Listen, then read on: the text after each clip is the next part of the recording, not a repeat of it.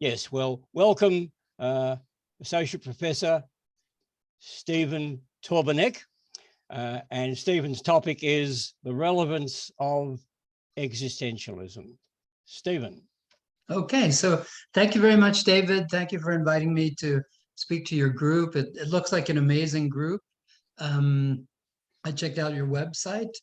Very impressive. I don't think we have anything approaching that in Canada, where I'm from. So I am indeed speaking to you from Vancouver, British Columbia, where it's 8 o'clock in the evening.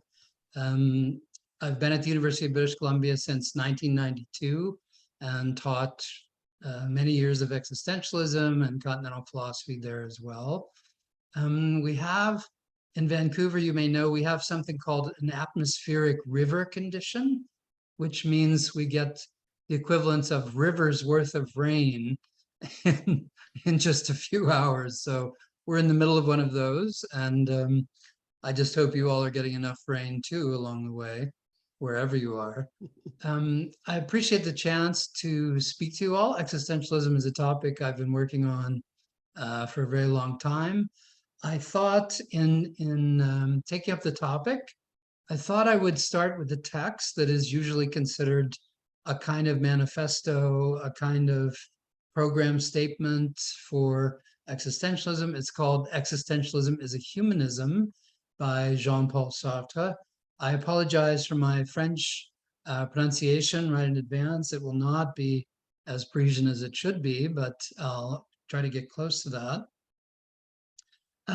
What I'd like to do is talk through the text a little bit.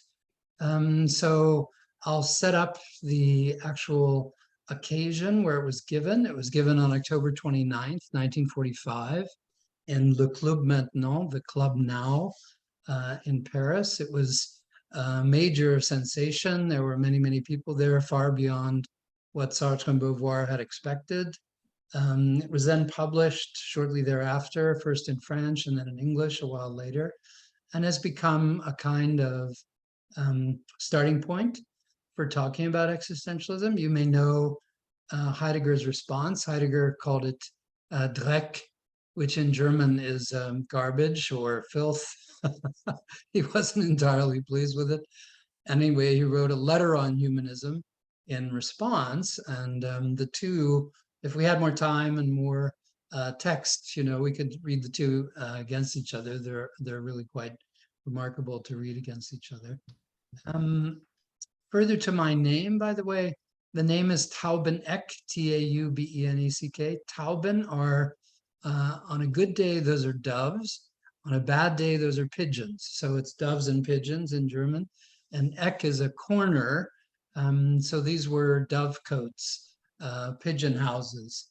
And my family built them, actually, for a long time, starting already in Austria. So it's a German name. I'm a German professor. I come into philosophy from German, from a continental side, Frankfurt German. And I did have the benefit at one point at the University of Virginia of studying with Richard Rorty.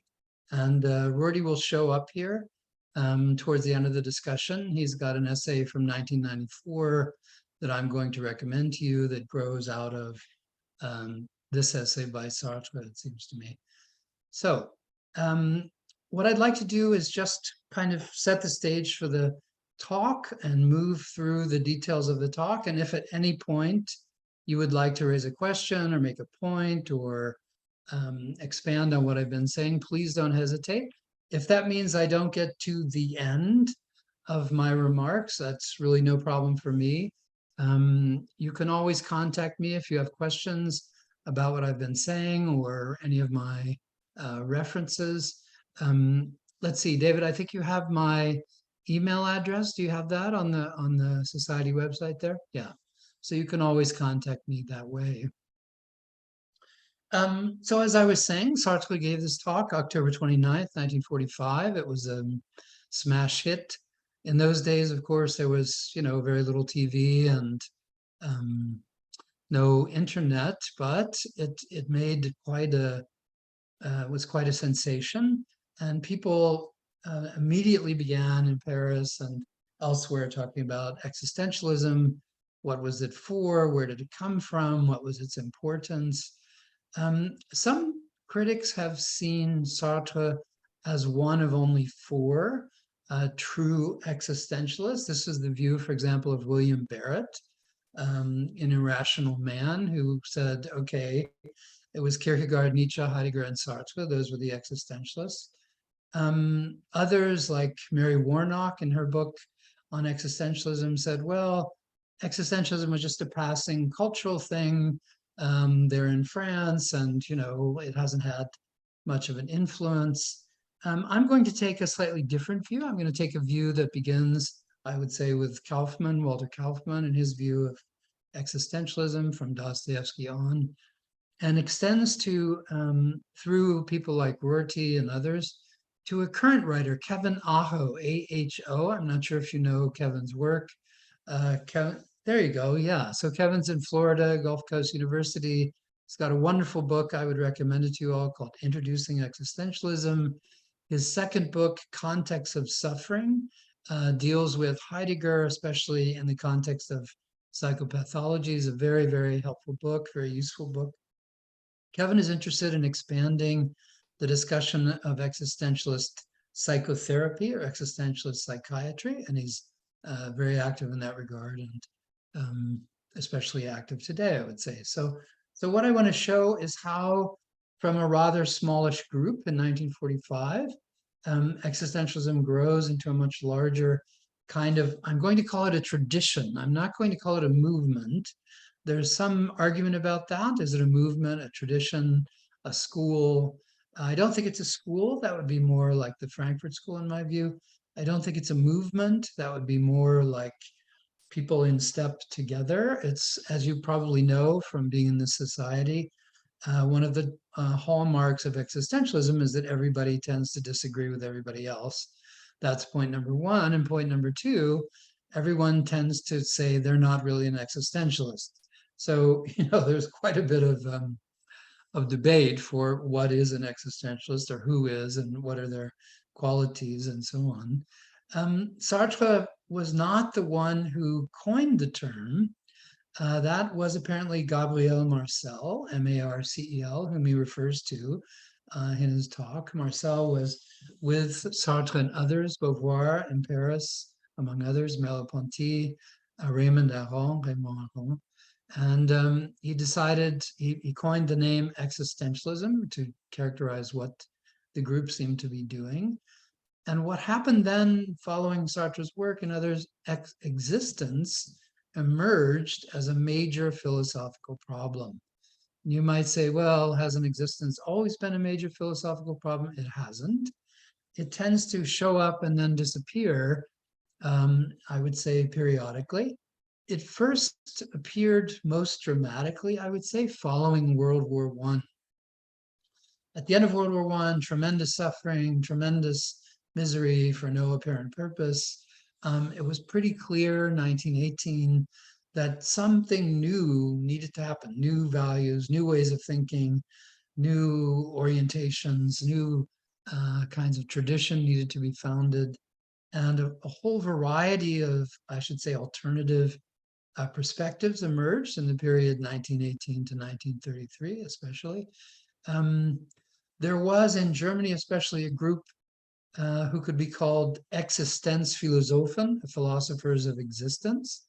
These were Max Scheler, S-C-H-E-L-E-R, Karl Jaspers, and Heidegger, especially already in 1919. Heidegger was teaching, it's called the War Emergency Semester. He was teaching about existence as a problem, being as a problem, being in the world as a problem, and something that needed to be taken more seriously than it had been. Existence, when you start to look into the history preceding World War I, there were others who had taken up existence as an issue, as an important philosophical issue. When I teach my class, I usually begin with Pascal, Blaise Pascal, who later influences Nietzsche, among others. Pascal is a wonderful kind of antidote to Descartes, I find.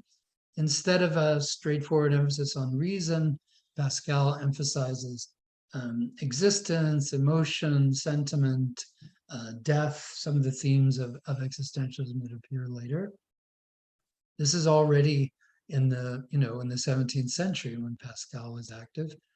The great moment, though, I think, that is often referred to in histories of existentialism is in Kierkegaard's Fear and Trembling, where he attacks, this is in the first 20 pages of the book or so, he attacks what he calls academic philosophers for missing or overlooking what he calls, quote, the earthquakes of existence.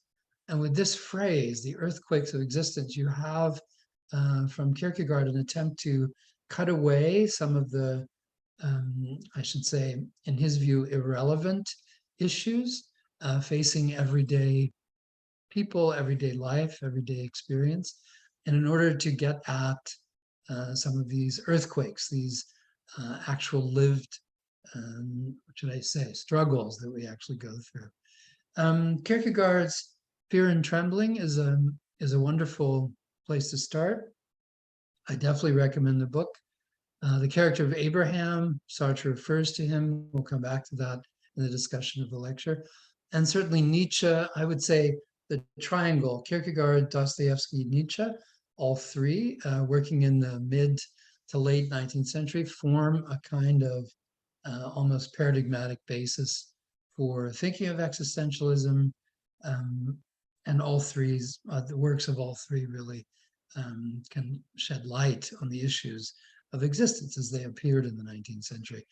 What happened during the First World War, 1914 and 1920, roughly during that period, the works of Nietzsche and Kierkegaard were republished and became then, especially in Germany, quite well known and quite even notorious.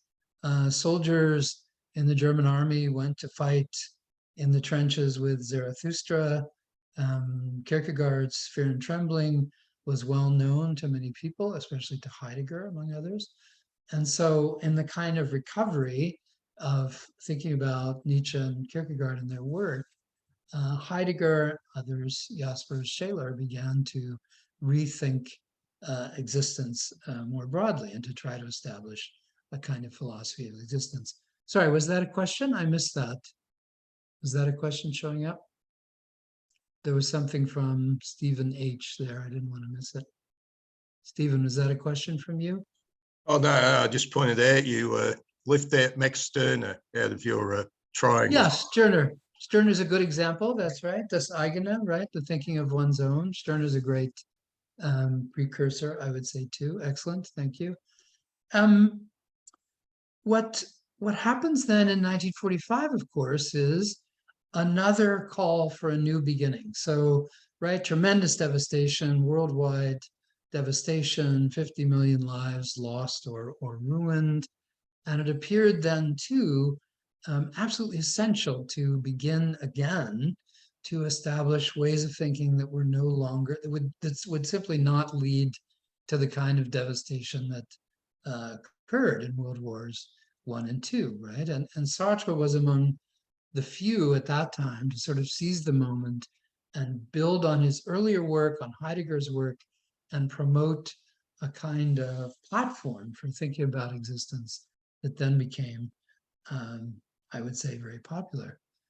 Of course, the major statement in the 1920s from the German side was Heidegger's Being in Time.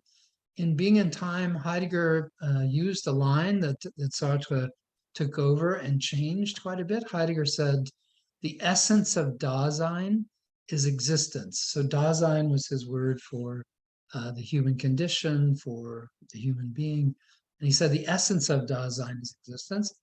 Sartre takes this over in his work Being in Nothingness, but also in this talk, Existentialism, Humanism, and coins a phrase that becomes a kind of slogan for existentialism, namely, existence precedes essence. So you notice for Heidegger, the essence is existence, but for Sartre, existence precedes essence. So he temporalizes that, right? Now, Sartre had already been doing a lot of thinking about being in time, of course. Just like Heidegger, he was a meteorologist. during times of war. So Sartre had time while he was sending up weather balloons to think about being in time and how he would respond to that. And of course, this is the basis for his great work, Being in Nothingness. Being in Nothingness is an amazing work. I recommend it to you all. It's very long and has many very different parts. What I see him trying to do there is kind of what in French is called bricolage. This is a word from Derrida and others, a kind of arrangement of various sources. So he picks up on Heidegger. Heidegger worked on being, of course, but also on nothingness in the metaphysics essay. And then he adds Descartes. That's quite a striking sort of move, because for Heidegger, Descartes was already no longer an issue, right? But for Sartre, being French, of course, he wants to try to bring Heidegger in connection with Descartes. And then he wants to bring in Husserl, he wants to bring in Hegel, and eventually wants to bring in Freud. So he does this marvelous sort of mashup, I would say, in Being in Nothingness of many very different sources. And you have a very creative, I would say, very original, very inspiring kind of retelling of the story of being in time. There's been a lot of argument about Being in Nothingness. Is it an accurate account of being in time? What's Sartre actually trying to do? Derrida said, well, Sartre wasn't a very good reader of Heidegger. He just kind of made up stuff and added it. I don't think that quite does justice to the work. It's a very powerful work that, especially in existentialist psychotherapy, has had an enormous influence. In any case, this was 1943 when Sartre published it. In 1945, at the end of the war, he felt called upon now to justify what he'd been writing on, Being in Nothingness, and to give it a defense and to promote it in light of the tremendous devastation of the war, and to reignite the discussion about existence, purpose, meaning, the meaning of life, the purpose of life, functions of death, meaning of death, these kinds of issues. And he does this in this essay. So it doesn't come out of nowhere, and the essay builds on many previous sources. I want to try and go through it now in a little bit more detail. Before I do, are there any other points you'd like to add in the kind of framing of the talk, in the framing of the moment we're trying to get at?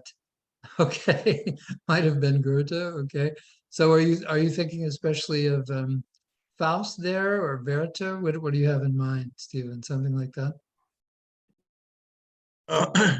I'll probably say Schopenhauer is a clear sign of the existential trend. Schopenhauer could be included too. That's right. Schopenhauer could be included in the tradition. And he was a student of Goethe. Goethe, of course. Yeah. Goethe, who famously criticised the French Revolution. Yeah, absolutely. When the Enlightenment decided freedom is an object. Right. You can hand it out. Right. And Goethe said no. No, you can't. People cannot be free unless they inwardly wish to be free. Right. But the rationalists couldn't work this out. It was a bit too much for their clunky minds. Okay, good. Well, it's good to know where you stand on that.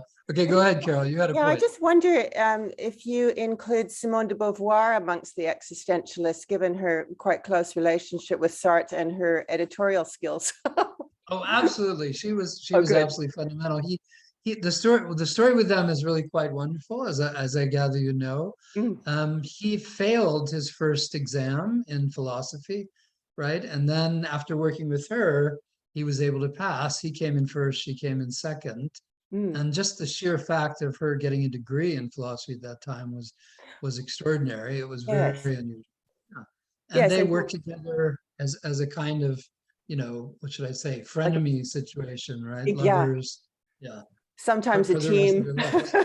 Yeah, that's right. Yeah, that's right. because a lot of work's been done in revisiting her and looking at her influence and trying to give her a little bit of credit, I suppose, for being involved. Oh, absolutely, absolutely. And in that way, the research on existentialism has gone much beyond what William Barrett did in The Rational Man. Now, Simone de Beauvoir is considered one of the major figures in the group. So is Merleau-Ponty, so Yes. is Frantz Fanon, Yeah. of course, Camus, right? Yeah. But Beauvoir's influence was huge. Mm. And do you know the work of Margaret Simons? I can refer Oh, yeah. you to her. Yeah, Margaret's work is very good and very influential. She's argued that Sartre got most of the ideas of being in nothingness from Beauvoir's novel, She Came to Stay, which was just Yes. before being in nothingness, right? So Yes, and very a lot of interesting. the women philosophers had a bit of trouble being taken seriously because of the fact they had to write in this sort of novel style, and even Camus, Right. you know, because people then were assumed to be able to think, to see what what the point of the novel or story was, that was actually Right. presenting a philosophy, because they didn't say, here is my philosophy, here is the thesis, here's the way it's laid out. They actually presented it as a story. She was sometimes thought to be a novelist instead of a philosopher. So. Right. But she actually made on exactly that point, she made a great contribution in a little essay from about 1947 on the question, what is existentialism? She said existentialism is the one philosophical area where literature and philosophy can be combined and where they can actually work together more explicitly and more effectively. So she made a point out of that to describe existentialism and its strength, right? And I think if you think of the influence of existentialism, there's no question that extends to literature, music, you know, drama, painting, all kinds of areas, right? Yeah, great. Thank you. Yeah, of course. Okay. So Sartre begins by in a very defensive mode. He comes out a little bit like a boxer. I'm going to defend existentialism as against Marxism and Catholicism. And the argument there is really quite remarkable because, of course, Sartre later on attempted to reconcile existentialism and Marxism in his critique of dialectical reason. But the claim from the Marxists is that his description of existentialism was simply a form of bourgeois self-engagement, self-involvement, bourgeois narcissism. He called it a kind of quietism out of despair, that existentialism wouldn't lead to any particular kind of action. And so Sartre was very eager in this work to show how existentialism provides the basis for action rather than withdrawing from action. And the second line of defense is against Catholicism. Catholics and other Christian writers had said existentialism focuses only on the ugly side of life and not on the beautiful parts of life. And Sartre wanted to say, look, you know, we're not interested in ugly or beauty. We're interested in what's really going on and how we can deal with what's really going on. So we want to move the discussion past the Catholic or Christian sort of focus. And out of that initial starting point, he comes to what is really one of the central claims of his kind of existentialism, what he calls atheistic existentialism versus Christian existentialism. And that is that for him, existentialism is based on the death of God and based on the idea that there is no more God and really we should get over talking about God. Now that's a very interesting sort of point. That derives, of course, from Nietzsche's work, right? The death of God argument from the gay science and so on. And here we are today, 2022. You know, I regularly have students who make the joke about, you know, the line in the washroom wall where you say, the quote is, God is dead, Nietzsche. And then the line underneath said, Nietzsche's dead, God. And so I think, you know, the issue, is God dead, is still a live issue. It's still an issue that people are dealing with and attempting to kind of grapple with, especially in relation to philosophy. But Sartre takes it as a given. And he takes it as something that once you acknowledge the death of God or the loss of God, then a number of things follow from that. Very important changes in self-understanding, in self-realization, in community formation, and so forth. And so I think it's important to think about for each of us, and I encourage our students to think about that too. Well, where is God today? and who or what is God? And if there is no God, how can we move forward? In Sartre's view, that's the precondition for moving forward. With no God, now, for him, man is free. Now, to come back to Carol's point, there's a lot of discussion in this essay about man. And of course, Carol, this is where Simone de Beauvoir started her response. She would say, well, you left out some people here with all this discussion of man, right? Yeah. So, but anyway, for him, man is free once God is dead. Or as the line from Dostoevsky goes, everything is permitted once God is dead, right? And so you can imagine, I want you to try to imagine the situation in October 1945. Everything is permitted if God is dead. This has an amazing kind of liberating effect, right? It's an exciting kind of thought. It's a rejuvenating kind of thought. It basically, his argument is, look, there is only us, there are only humans, so let's deal with ourselves and each other and let's get on with it, rather than looking for external supports or external justifications, right?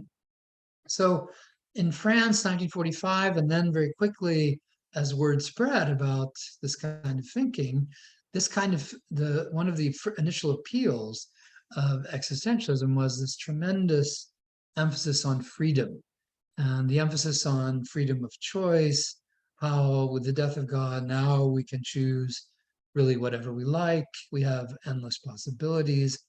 Sartre in the essay does not take the view of freedom that Heidegger does, or even that Kierkegaard does. He takes the view of freedom that it is basically wonderful, it's basically liberating, it's basically ennobling, it's basically enabling. Whereas for Heidegger, freedom is a very fraught sort of issue. Freedom is something that only arises through what he called authenticity, Heidegger. And this is, authenticity is against the influence of the inauthentic other, the inauthentic they. And similarly for Kierkegaard, freedom, as in the freedom of Abraham, is extremely fraught, is really quite a burden, quite, what should I say, difficult, and not something to be just taken as easy. In the essay, Existentialism as a Humanism, it's as if Sartre is literally bubbling over with enthusiasm about freedom, freedom of choice, right? And all the possibilities that emerge from this. So the emphasis is on possibility thinking for sure, right? So what he draws from that, so if you start from the line, existence precedes essence, what he draws from that is that humans, I should say, Carol, human beings, are not predetermined, right? There's nothing pre-given. There's no predetermined human nature, predetermined human essence. So with that, the whole discussion of reason as the core of the human is put aside, the body as the core of the human is put aside, the soul is put aside. Instead, man is something being made. Okay, the human is part of an ongoing project. And I think for me, I think that's a remarkable kind of understanding. There's no fixed nature in the self. There's no fixed nature in humans more generally. There are only ongoing projects. There are only, what should I say, activities underway towards a yet indeterminate goal or indeterminate conclusion. So that, I think, frees up a lot of thinking about selfhood, a lot of thinking about self and other, self and community, where, if you say, look, all of this is still to be determined, it's something we're still working on, you're still an ongoing project, the community's still an ongoing project, then that leaves a lot of room for what I'm going to show a little bit later, Rorty would call pragmatic adjustments, right? Then it leaves the possibility, okay, we can ask each other how we'd actually make our lives better. And rather than assuming some predetermined goal or predetermined purpose, we can leave open the discussion for various possibilities. He draws a very harsh, I should say, or very strong conclusion from this, and I'd be interested in some of your views on this. This very famous line: "Man is not, quote, man is nothing else but what he makes of himself," unquote. Man is nothing else but what he makes of himself. And that acts as if, there's no condition. There's nothing bearing on humans from anywhere. It's only all dependent on us, how we take up our situation, how we respond to it. And this seems to me, Carol, since you brought up Simone de Beauvoir, it seems to me this would be a point that Beauvoir would take real issue with. I think she would say, well, you can say that as a white European male, but not necessarily women would support this kind of view, that we are nothing but what we make of ourselves, because we have conditions, we face situations, we face limits that we have to somehow grapple with. What would you say, Carol? Do you agree with that? Yeah, I do agree. And she had experience with, in her biographies, it talks about a friend of hers who was very much steered into a marriage that she didn't particularly want. And, right, very dire consequences for her and her life. Yeah. And her own mother's position. She was someone who looked at how her mother had been sort of caught up by whatever the father, however his fortunes played out, and the way that the family had to move around, etc. And she did recognize that she had the opportunities to study. She was very lucky to have the opportunity to study, but she did realize that she was held back somewhat. And the way that religion played such a large part in her mother's way of being, sort of her little prison, and then the way they had to play out the social scene as well, and sort of the class structure. She was conscious of all that. She broke a lot of taboos, and she crossed a few lines that we wouldn't all cross today, but she was experimenting with a new way of being in different types of relationships. And, unfortunately, she shares a few things in common with people that have been pursued today by the law courts for procurement, etc. So, I mean, the two of them crossed a few lines where you as a professor would be conscious of as well. But still, they're writing that they did push the boundaries and make us aware of things. And I think the main point of the argument is just to say, look, you're freer than you think you are. Yeah, exactly. Right. But then they didn't really foresee all the consequences of their own actions, which I think is a little bit, it's not being as authentic as one might if you don't consider the consequences of your actions on other people. But anyway. Good. Yeah, that's a good way of seeing it, right? But their way of dealing with that, I think, is important and worth thinking about. So if you start with the view that man or humans are an ongoing project, then it's easy to see, okay, the way we live, this would be from Heidegger, is toward the future. We live in a futural direction. But what we're doing towards the future is projecting. So as part of our ongoing projective situation, we're projecting different ways of moving, right? So we are a projection. We are an attempt to forecast a role for ourselves, a position for ourselves. Our being in the world consists of projecting and moving forward in this way. And I think if you come to see yourselves this way and you come to see your lives this way, there is a hopeful element in that. There's an element of what Sartre would call optimism. He calls it a very severe form of optimism, but nevertheless, where we can see various alternatives for ourselves moving forward, depending on the projection, depending on the response we take to our situation, right? So I think the emphasis on freedom carries with it an emphasis on responsibility. We are responsible for our own choices as well. As what Carol was saying, as I would follow up on that and say, they could have added, we should also be responsible for the consequences of those choices. But, nevertheless, the point is, we can be responsible for our choices. We need to be. And in doing that, we are always already committed. This is a remarkable part of the claim in the essay. It gets to this towards the last section of the essay, that out of our situatedness in the world, our projections moving forward, we are responsible for our choices. And out of this responsibility, or as part of this responsibility, is a tremendous amount of engagement, of commitment. We are already committed, whether we know it or not. And the way he puts it, I think, is really, really quite important. He says, even if you think you're not making a choice, that's still a choice, right? You're still engaged in some kind of decision, in some kind of path, right? Now, so I'm moving rather quickly through this now, and I don't want to overlook anything. If there's something any of you have issues with or would like to bring up, for me, one of the things that Sartre could have used a little bit more on was talking about choice.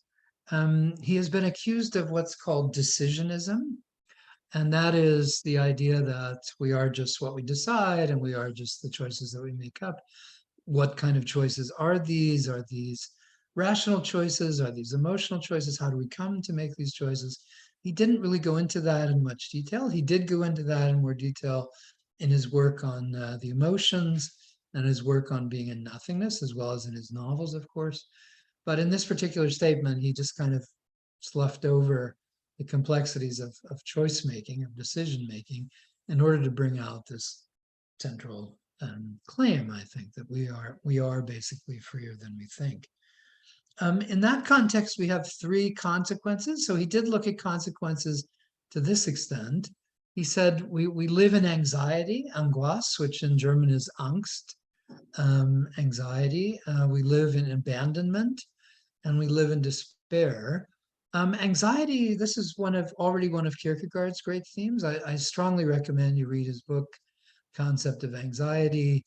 It's basically a wonderful reading of the Garden of Eden story, where Kierkegaard says, look, it's God's fault that we're all anxious, because he said, don't eat the apple in the tree. And what did you think Eve and Adam wanted to do? They were anxious about eating the apple. So, that's when we've had to deal with that ever since.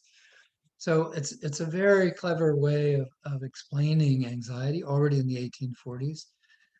Heidegger, of course, makes a major deal out of this, out of anxiety. For him, anxiety is one of the fundamental moods. For Heidegger, we are mooded individuals. We are moody. We function according to our moods, our Stimmungen, rather than a reason. For him, in other words, is just a mood. And anxiety is one of the fundamental moods. Abandonment, Sartre treats abandonment a little bit differently from Heidegger. Heidegger, abandonment is Verlassenheit, or being left. We have left being behind.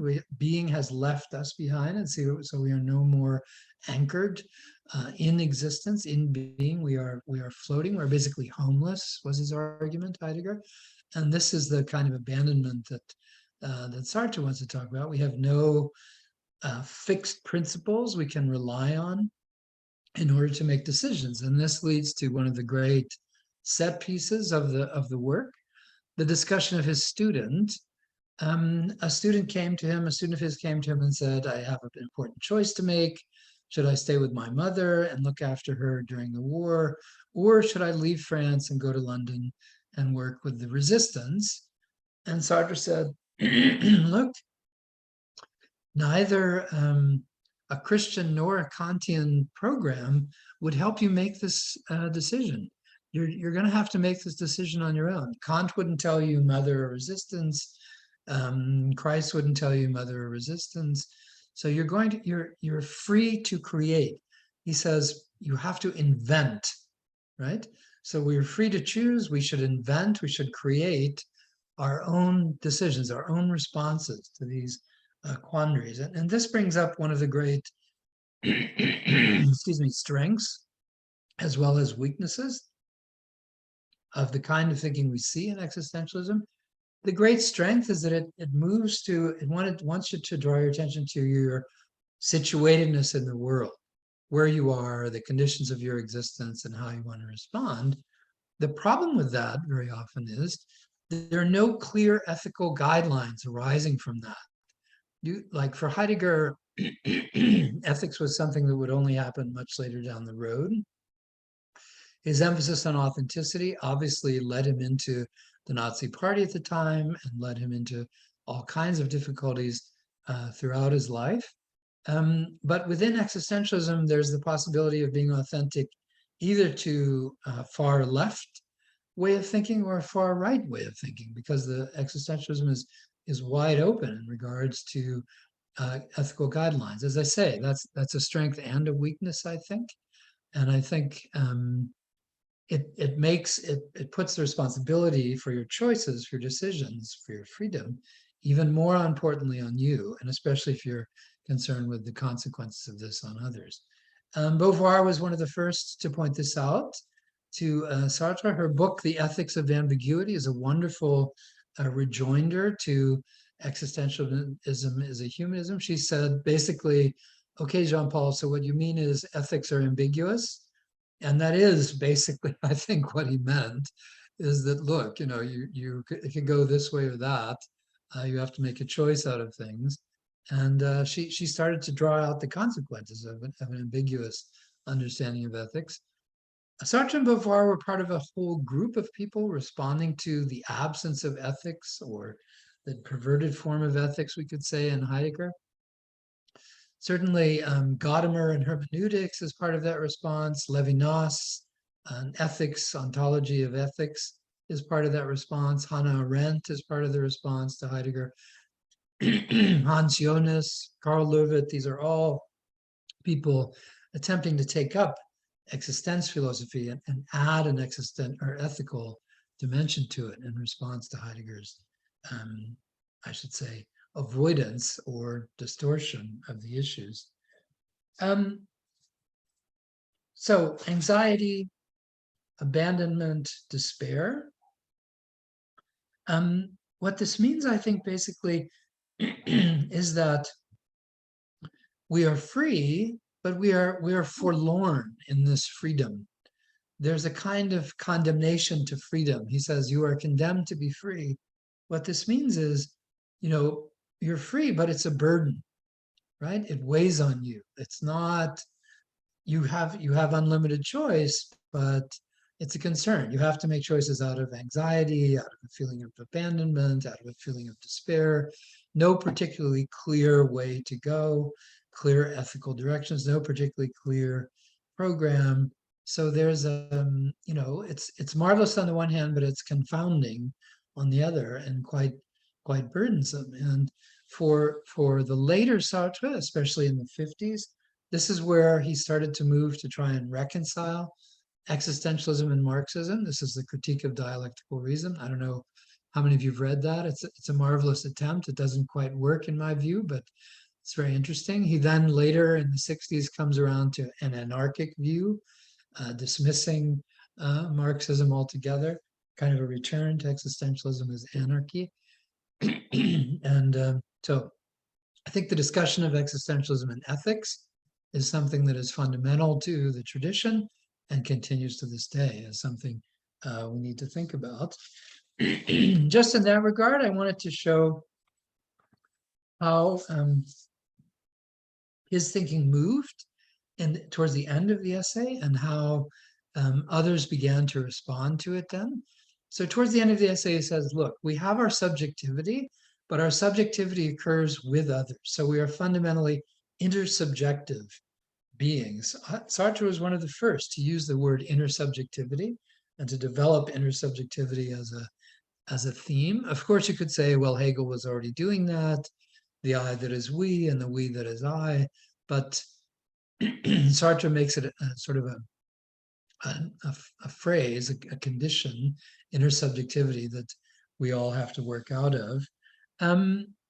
What arises from that, interestingly, he says, every purpose then, however individual, is of universal value. So quite towards the end, he starts to make a move that sounds very Kantian.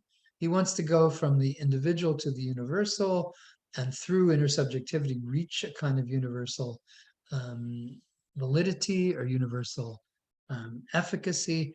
That seems to me a little bit forced.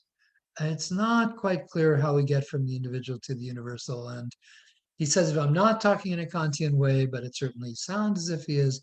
And then he goes even further, and he makes this astonishing claim, quite towards the end. He says, because of this, every individual has a universal value.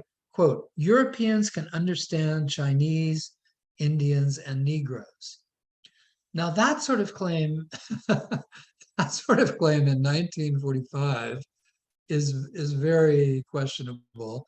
And right there, that's where Beauvoir began to take issue with him. Second Sex develops against that, but especially Frantz Fanon, and especially Fanon's two works, Black Skin, White Masks, and Wretched of the Earth.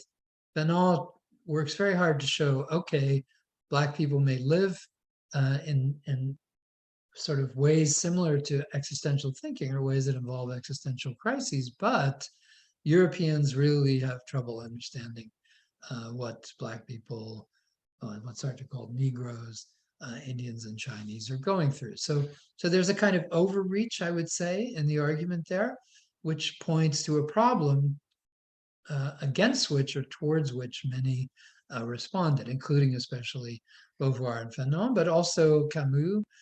The great breakdown in their relationship was around this. Camus felt Sartre was being overly universalistic, overly Marxist, and Camus wanted to insist that the individual really has priority. Camus' view, what's interesting here is to look at that in relation to Kierkegaard. I don't know how many of you know the work, including Unscientific Postscript. It's a marvelous work by Kierkegaard.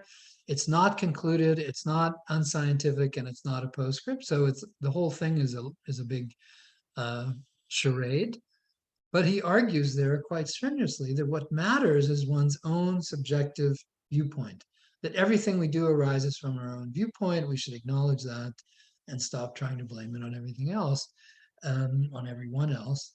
And Camus, I think, takes that kind of view too and pushes it in, for example, The Rebel, but also in The Stranger and some of his other works.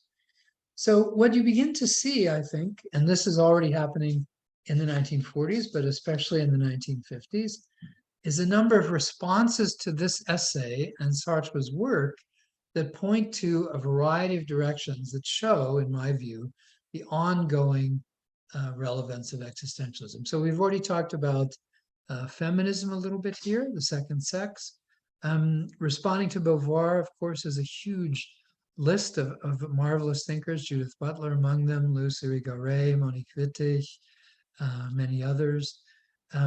So feminism in its current form, I should say, is very much in response to Sartre's work, to existentialism, to Beauvoir's work, certainly. Go ahead, Carol. Yeah, what would you I'm add just there? interested as well. You mentioned Kevin Aho, and I'm interested in how psychotherapy ties in, because Lacan also took some cues, I suppose, from Sartre and reacting to Sartre and reacting to some of the existential plays going on at the time. And it was a whole intellectual kind of, I guess there's a lot of cross-pollination of ideas between literary, theater, psychotherapy, and philosophy at the time. So I was interested in the psychotherapy as well. Okay, so a major section of Being and Nothingness is on existential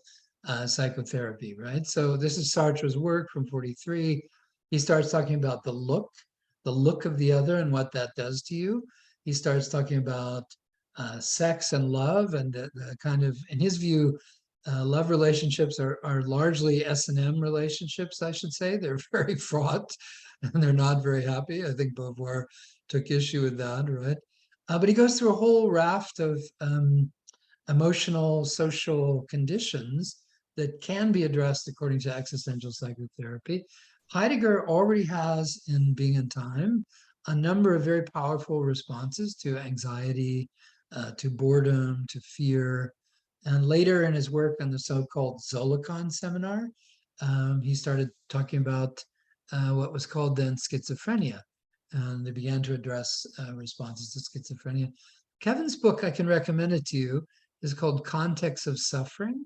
And it's about how Heidegger's work contributes to thinking in psychotherapy and psychiatry today. It's an excellent work. He shows how, in his view, existential therapy is closer to R.D. Laing than to say Freud, right? So he kind of tries to move the discussion in that direction. Okay, we have other questions. So here we go. James, I think you're first. Look, I think at this point, I'd like to thank you, Associate Professor Stephen Taubeneck, for your presentation on the relevance of existentialism. Okay. So okay. before we throw the meeting open to questions, comments, and discussion with Stephen, I'll just make an announcement, and that is that the next Existentialist Society lecture will take place in 1 month's time. That's on Saturday, the 3rd of December at 2 p.m. And of course, that's the date and time in Melbourne, Australia. And Dr. Colin Goodwin will be speaking on yourself, your consciousness, your death, crucial distinctions and connections. So that's in 1 month's time.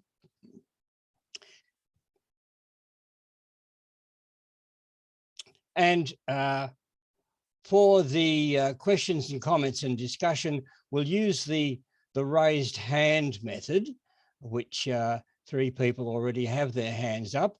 And as a final point, I'll put in the chat the Existentialist Society's website and the URL of the Existentialist Society's meetups. So, James. David, do you want to go on recording? Should we continue recording, or do you want to stop the recording? I've actually stopped the recording. Oh, you have? Okay. Okay. Yeah, right. Okay. So, James, go ahead. Okay, thank you. Yeah, there are 2 things that are kind of on my mind. One is the issue of morality, because I think that morality was always kind of a background concerned.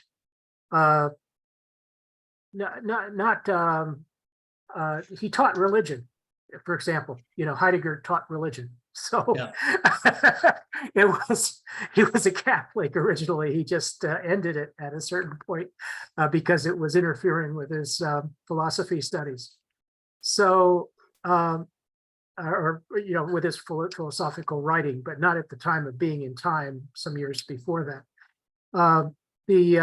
And then there was a definite moral turn for Heidegger I believe it began in the 30s, but it was in a document also in the 50s called on the question of technology or something like that. But it was the idea that the government can really muck things up for the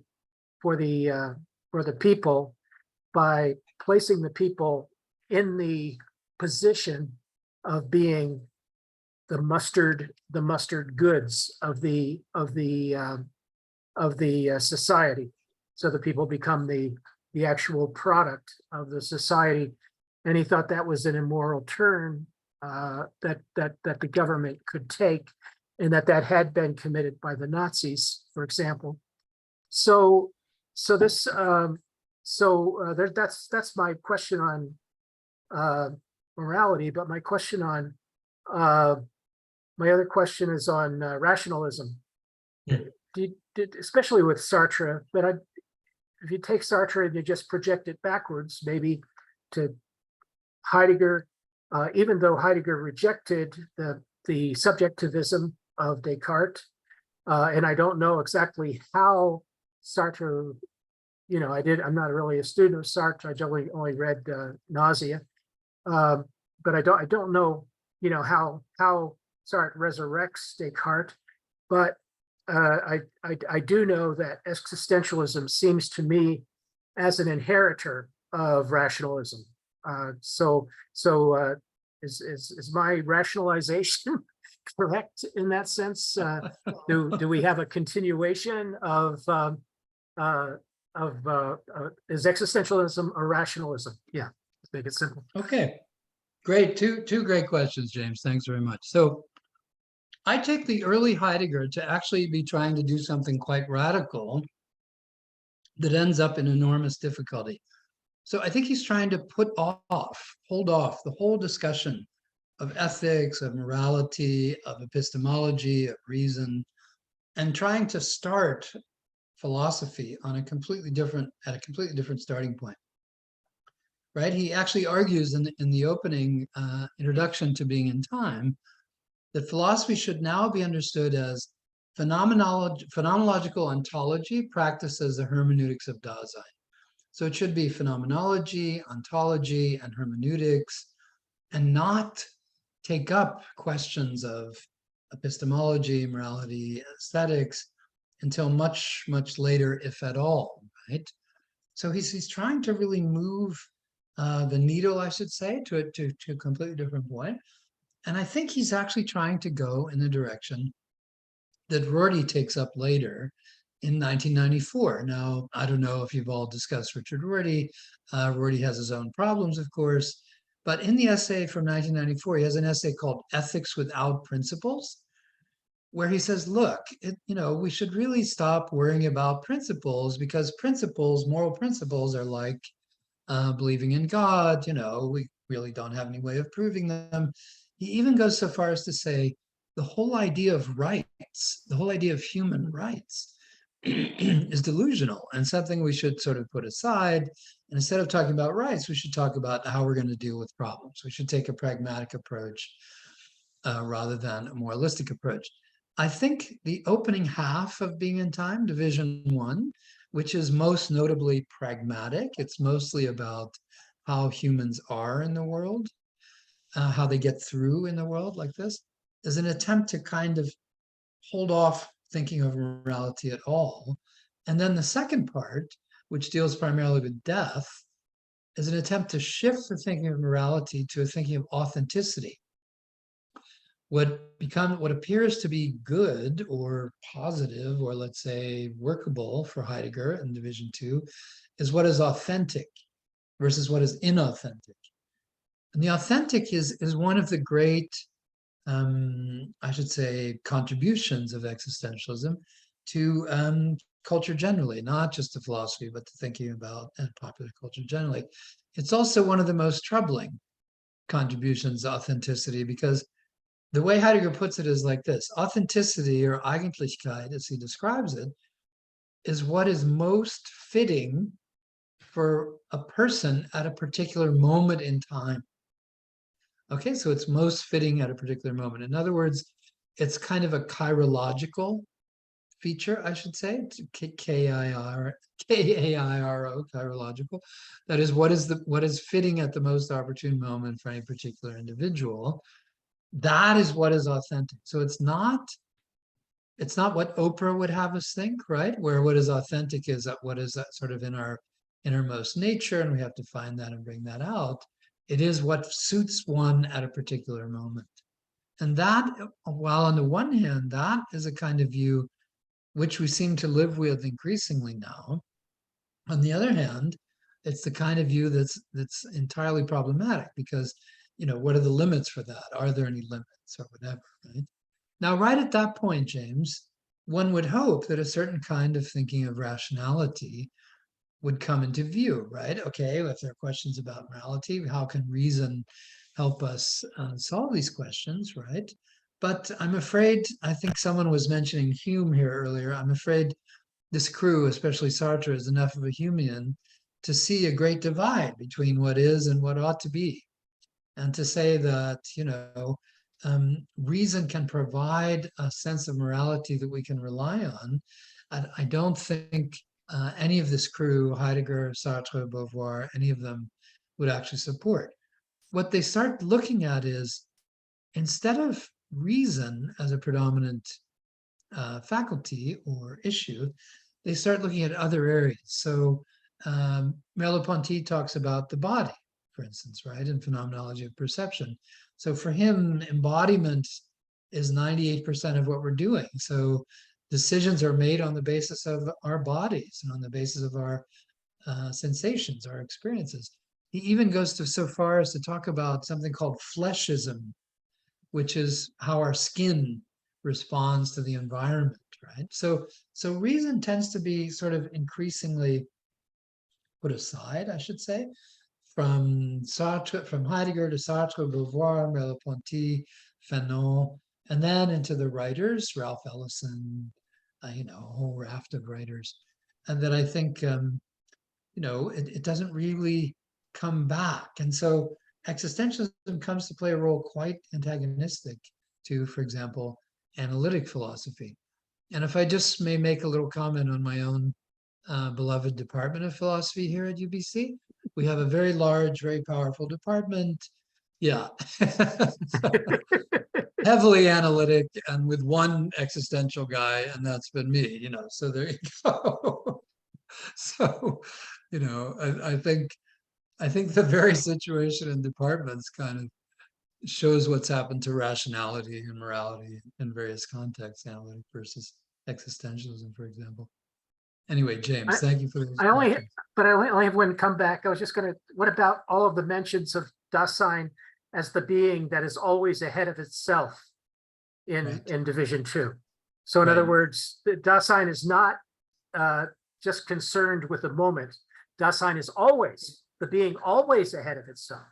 Yeah, and always because of that, outside of itself. This is this ecstatic nature of temporality that Heidegger wants to develop. So in other words, we're constantly moving. It's this constantly shifting, moving, malleable situation in time, right? Where it looks as if our past is something that only appears to us from the future. For example, he makes that claim, right? So what we want to do out of this kind of maelstrom or whirlpool of temporalities is grasp the moment. He begins to talk about the moment, the Augenblick, right, in an almost epiphanic way. And I think this is the direction of chirological thinking that he's starting to reflect on there, right? I think he's of two different minds about that. The Augenblick is just the blink of an eye. So in other words, it's not reality. Reality doesn't happen in the blink of an eye. So but of course it's a German expression. It's all over German literature. So it's I guess it's but I've always thought of it as kind of like just a paradox, that it seems to happen in a blink of an eye, but it's really Dasein constantly ahead of itself. Okay, it seems to happen in the blink of an eye, but it actually has a lasting effect, right? So it's not over in the blink of an eye. Yeah, that's this. And it's also connected. And also Division 2, it's connected. Right, absolutely. Yeah. Yes. Okay, Derek, go ahead. Okay, thank you very much. Okay, I'd like to ask a question about Sartre's notion of the question, of existence. It also takes us to Descartes, because Sartre seems to have Cartesian, inclinations. I mean, he seems to have. I mean, you can see it. I mean, seems to be a very binary streak.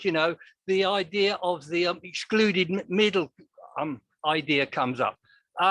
He with the idea of freedom, we are either free or we are not free, or with the idea of existence, we cannot conceive of consciousness to the degree to which it is not conscious of itself. I mean, I disagree with that, but it seemed to be a very binary view. And I mean, I'd like to ask you about, well, he seems to incline towards a graduated view in some cases, which seem to be a contradiction, So I'm also interested in the contradictions that I find in Sartre, contradictions like he seems to be interested in, a pre-reflective,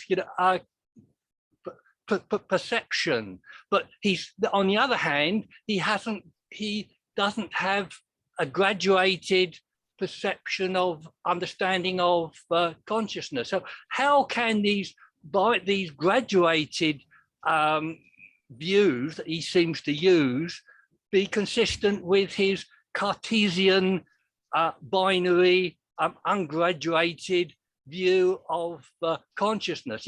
I mean, he's a very ultra phenomenological thinker, which I think is part of his problem, but I mean, I think it's part of his strength. I think he goes to places that other people don't go, and we can follow him there. So I'm interested in those kind of contradictions Yeah. and your view about them.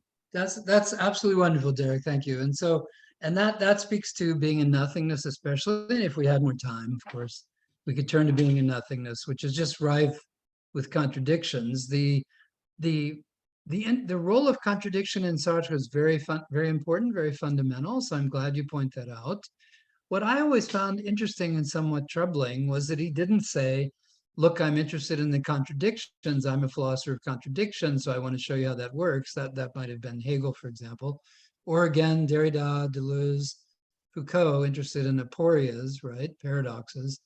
But Sartre liked to work through contradictions and sort of offer them as almost little dramatic scenes, right, of experience. The contradiction between the self and the other in the park. Somebody's walking by in the park and that person steals your selfhood from you just in walking by, right? So there's no question he's a philosopher of contradiction, that he explores contradiction, that he stages them, but he doesn't really make it, in my view, he doesn't make it a philosophical argument. He just wants to show how these work. And that ties into his use of Descartes. He repeatedly says, okay, like Descartes says, I think, therefore I am. And so we have to begin with the subject. But you'll notice it's not Cartesian thinking along the lines of geometry. It's not Cartesian thinking along the lines of scientific rationality. It's not Cartesian thinking along the lines of certainty or security. It's more Cartesian thinking along the lines that we must start with human subjectivity, with the human psyche, because that's where we all begin. So it's kind of a Kierkegaardian Descartes, I would say, rather than a Cartesian Descartes, right? Descartes, if you remember in the Meditations, Descartes says, I wake up and I feel like I'm drowning in a whirlpool, so I look for something to cling to, and I cling to reason and thought as something to hold on to. Well, Sartre's not doing that. He's thinking of thinking and subjectivity as where we all have to start. Now, I like your little aside that you fit in there where you said, okay, but I disagree with him that we're always conscious. And that is an important part of his thinking about subjectivity. He doesn't want to give the unconscious any room at all. You remember in Being in Nothingness, he attacks Freud repeatedly for thinking of the unconscious. He thinks we're always conscious of whatever we think, and we just have to acknowledge that and work through that. And so that's a pretty radical claim. I'm not sure I agree with him on that. And, what would you say? Do you think we are always fully conscious, or do you think we have a substantial amount of the unconscious driving us?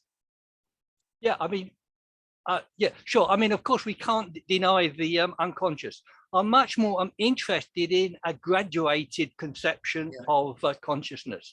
Something can exist in degrees, which seem to be fundamentally in a contradiction to Sartre's view that it's impossible to conceive of consciousness to the degree to which it is not conscious of itself. I mean, to me, that's fundamentally mistaken. But then again, I mean, I find Sartre is such a rewarding figure to disagree with.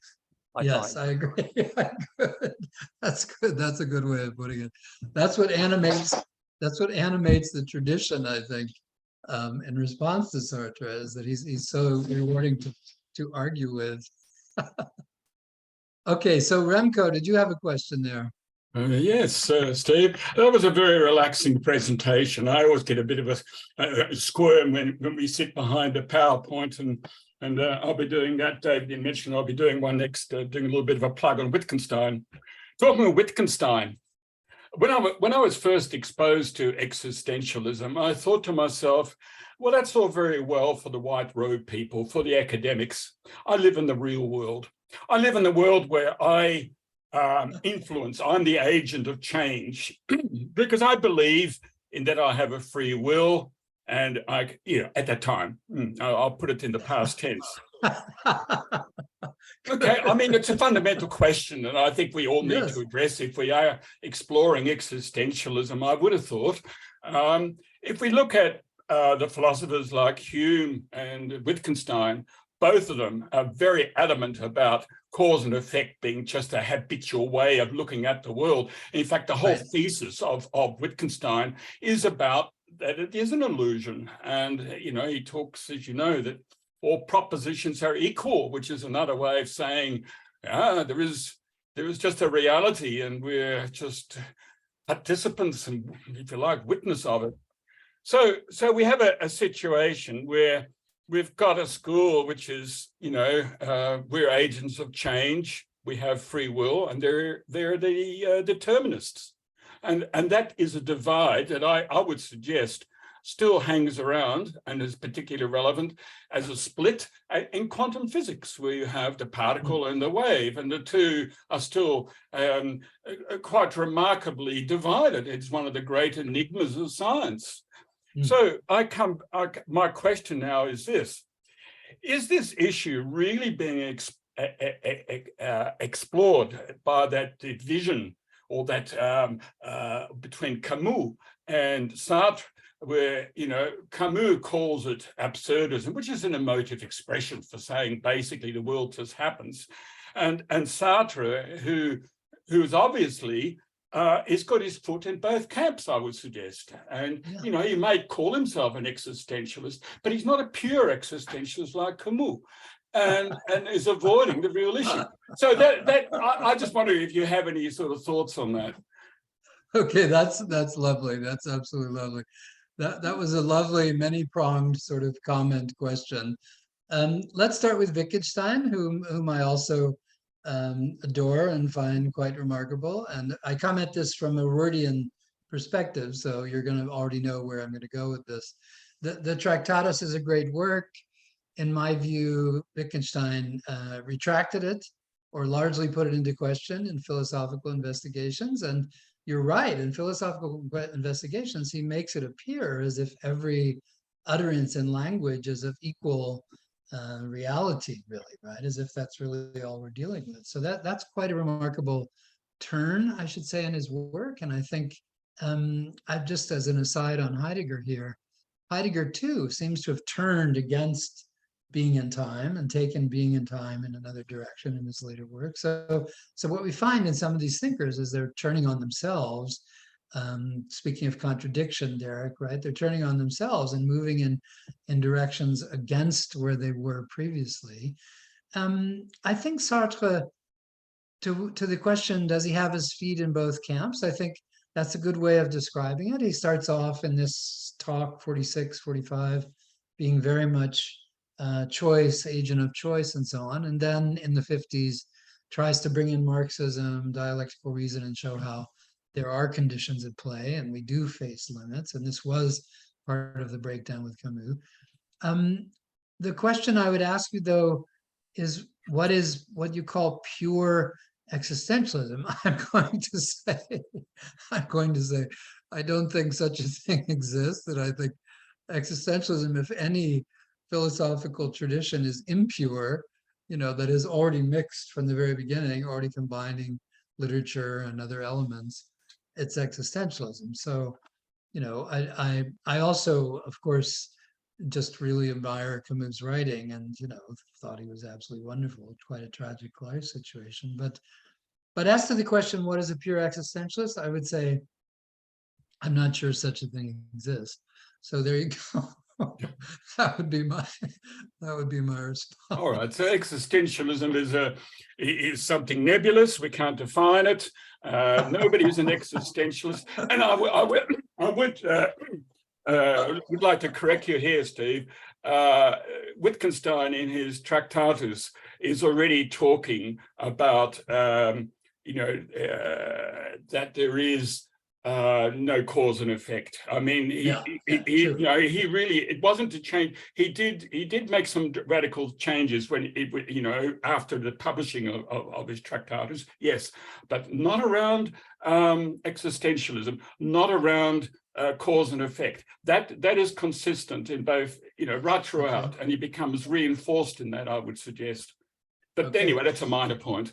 So just to the question of how fuzzy the definition of existentialism is, I would recommend you all look up Stanford Encyclopedia of Philosophy. There's a long essay on existentialism there where they spell out all the features, and then there's the Continuum Companion on Existentialism, the Cambridge Companion on Existentialism. So I would say it's increasingly clear who who is an existentialist and to what regard, but I think the hallmark of the tradition for me is precisely its hybrid quality, the ability to combine philosophy and literature, for example. Right? Okay, so Akiva, I guess, or is it Akiva? How is your name pronounced? Akiva is good. Thank you, Professor. Oh, okay. I'll just put up the quote in the chat, which I'm going to rely on in a minute, but just to introduce my question. Firstly, thank you so much, Professor, because this is absolutely one of my favorite books of all time. So Good. to have a exceptionally well-informed presentation, putting it in context and indicating the ongoing relevance of existentialism. On that matter is what I'd like to address to you, a question in two parts. Whether existentialism, in your view, generally involves, I'm not going to make any essential claims, obviously, about existentialism for obvious reasons, but does existentialism generally involve an ethical view and meaning making? And in that regard, what I've just quoted from existentialism is an humanism. Sartre writes, choosing to be this or that is to affirm at the same time the value of what we choose, because Right. we can never choose evil. We Right. always choose the good, and nothing can be good for us, any of us, unless it is good for all. Now that, to me, as a student of secular ethics, is the basic universalist claim which underlies all ethical theories, which aren't based on a theological source. In addition, I've here and elsewhere given a number of talks on existentialism and meaning in life, and I think choosing what you're going to do, look after your mother or go and fight in the resistance, sounds like these are questions around meaning as well as around ethics. So for you, are ethics and meaning a fairly core part of the existentialist tradition? Yes, they are obviously quite a bit. And so that gives us the chance to talk about Viktor Frankl and his work, right? Man's Search for Meaning. For Beauvoir, we are always making our meanings. Sartre's view is statement there about values. That's wonderful, and that's obviously a core part of what he's trying to get at. What's interesting, though, I guess what I was trying to say is it's not clear that there's an ethical program or platform there. This is an ethical claim for sure, a moral claim for sure about values, about meaning making. That's Frankl and others, right?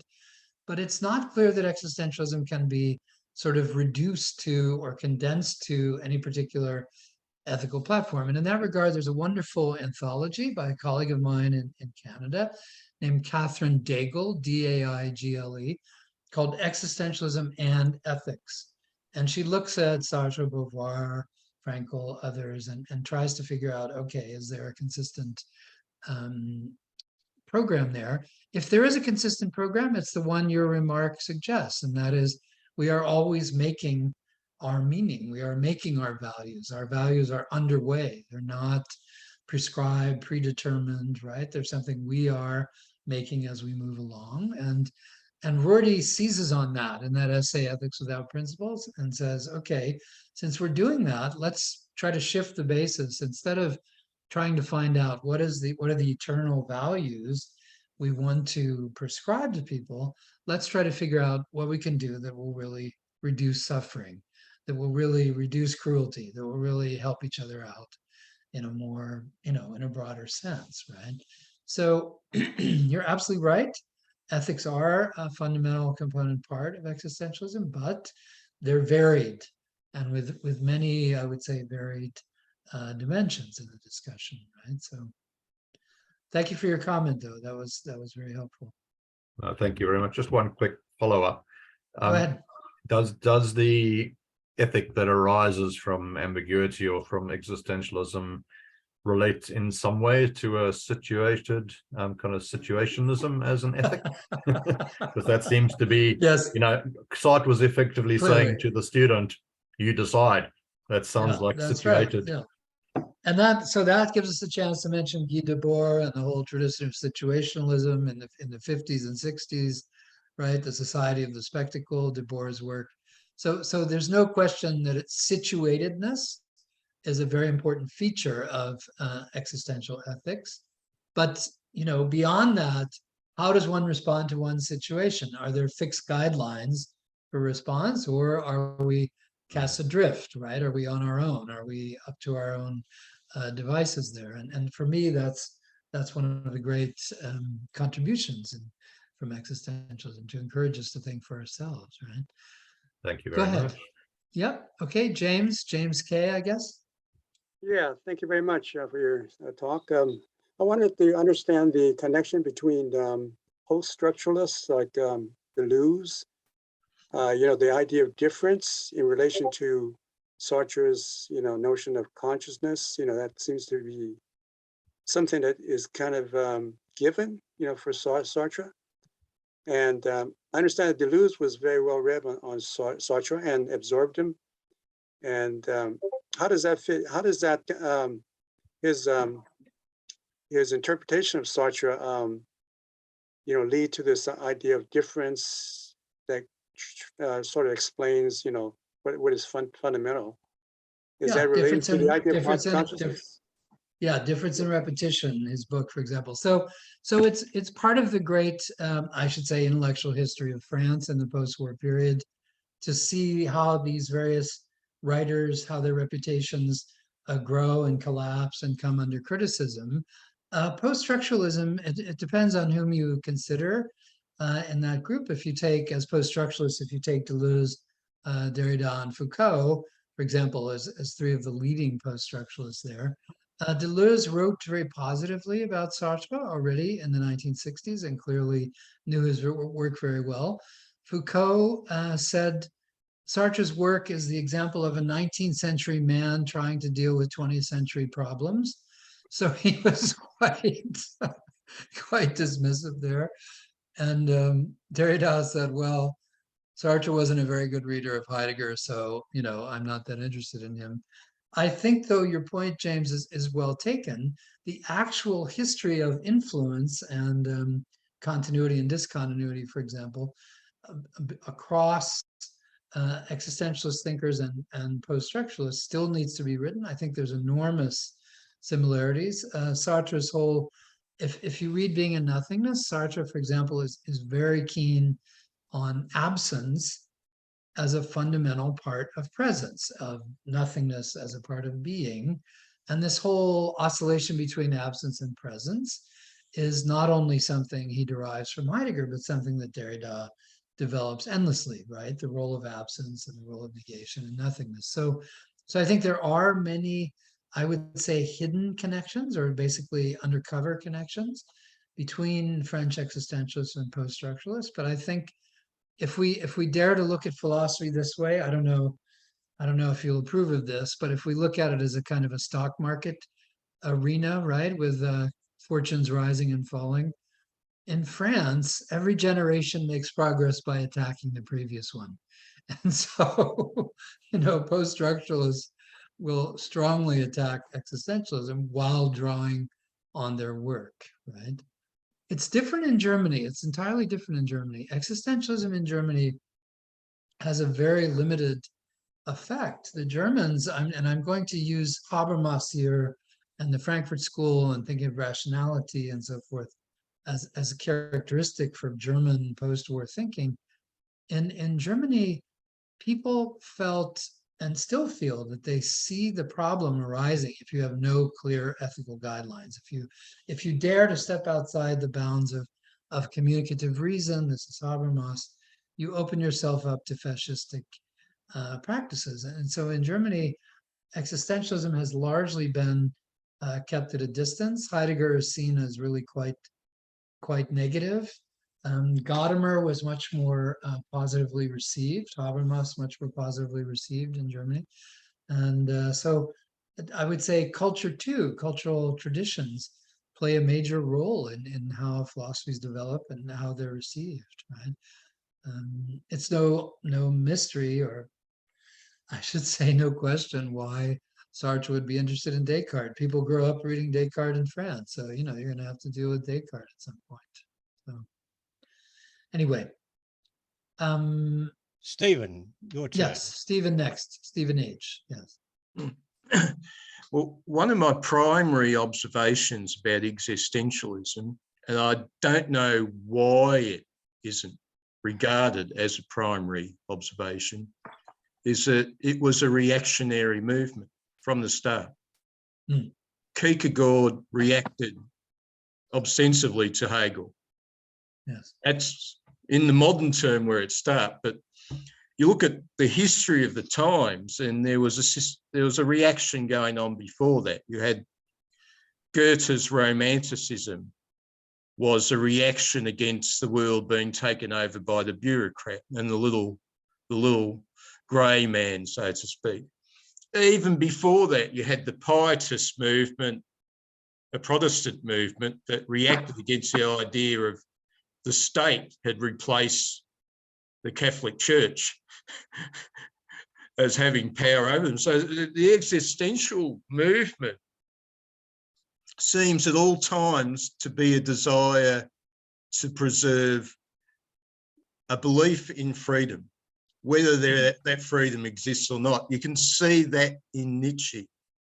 Nietzsche was a person whose intellect was convinced that the opinions of the rationalist science of his day, Newtonian's mechanics and all that, is obviously true, but his instinct rebels against it. That instinct is trying to build a dike against a world which would overpower his sense of freedom. If you come up with a science that says we know everything about the world or will know everything about it, Nietzsche realised my freedom is gone. He didn't live long enough for quantum mechanics. And yeah, I think that's left out. People seem to talk about existentialism as if it's a rationalist movement. And it's simply that desire of the individual to defend their personal sphere of freedom. So that's a great point, Stephen, and I appreciate that, and I agree with you in part. First of all, I'd say I see thinkers in existentialism as in line with what are called thinkers of suspicion. So I'd link up Marx, Nietzsche, Freud, the three great thinkers of suspicion, with Kierkegaard, Heidegger, and others who are suspect of dominant views, dominant worldviews, right? Now, we live in a time, right, Stephen, where being suspicious about dominant worldviews is now very popular, right? We have the criticism of mainstream media, we have the criticism of the fake news complex, right? We have all kinds of effects of this kind of suspicious thinking. And I think for me, the core of that is the thought of authenticity. It's not so much the thought of reason as the thought of authenticity, that for many people, what is considered to be mainstream, conventional, acceptable is inauthentic, is phony, is derivative, is irrelevant, is forced, right? And so it's an attempt to shift the discussion to another area that can come to be seen as more authentic. Now, I think we live in a time where that kind of thinking, the emphasis on authenticity, becomes increasingly troubling, increasingly problematic. In the United States, I don't know what you think about January 6th, but there are movements where an emphasis on authenticity can lead to very destructive kinds of activities, right? And very harmful kinds of activities. So I think this too is an aspect of existentialism's relevance, that, the importance of thinking about authenticity comes in part from existentialism, but, I think we also need a response to that, to the emphasis on authenticity. I don't think a rational response is really going to help very much, right? I think, I think we need some other kind of response to the thinking of authenticity that offers another direction, another way of making progress. So that's just some of my thoughts in response to what you're saying. So you're on the side of Big Brother. Any sign of freedom is to be expunged. No. I'm not on the side of Big Brother. I'm just on the side of thinking,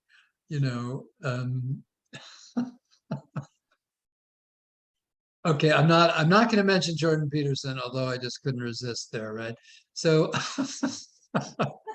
I'm on the side of thinking, you're at I'm on UBC. the side of thinking there has to be something more and better than Jordan Peterson's Oh, kind there of has to. And how could he go to U of authenticity. T? It makes me so angry. I did undergrad That's- psych at York, that but is U of an T MBA. Oh my absolutely God. weak argument. Weak argument. It's a weak It's argument for sure. typical of the age, the weak argument. Okay, so Okay, let's put it Scott. this way. Oh, Let's put sorry. it this way. If we're going to make progress, if we're going to make progress in a kind of a communal way and thinking about the community and improving, let's say, conditions within the community, on what basis can we do that? Do we do that in terms of communicative reason, in terms of rational debate, in terms of, democratic exchange and taking a vote ultimately? Who cares? Who cares about Well, the community? Okay. Well, there you go. That's a pretty strong position. Yeah. That's close to Kierkegaard, actually. So there you go. Okay, Okay, Scott, your turn. Scott, yes. Well, this is good. My question is about how progress is possible inside of existentialism and what a successful research program would look like. Earlier, you mentioned that the proper method is something like phenomenology as the hermeneutics of Dasein. I got very excited about that, and I started introspecting, and I thought, wait a minute, if philosophy is the practice of looking beneath things for understanding and then finding their arguments and then looking beneath those, it has a digging nature to it. You're finding things that are deeper, more causal, more fundamental. You're moving it in the direction of discovery. How is discovery possible in existentialism if at every moment you realize that anything that you encounter is a hybrid, probably from the they? So you're a carrier of this they virus, but let's say you've really uprooted yourself from your socialization and you're just uniquely you. But still, that's a projection, isn't it? That's a subjective projection. Well, let's say you've done away with that and you can really see into the object. But that doesn't mean anything because of Hume's naturalistic fallacy. There is no fact that could ever give you any type of guidance or mean anything.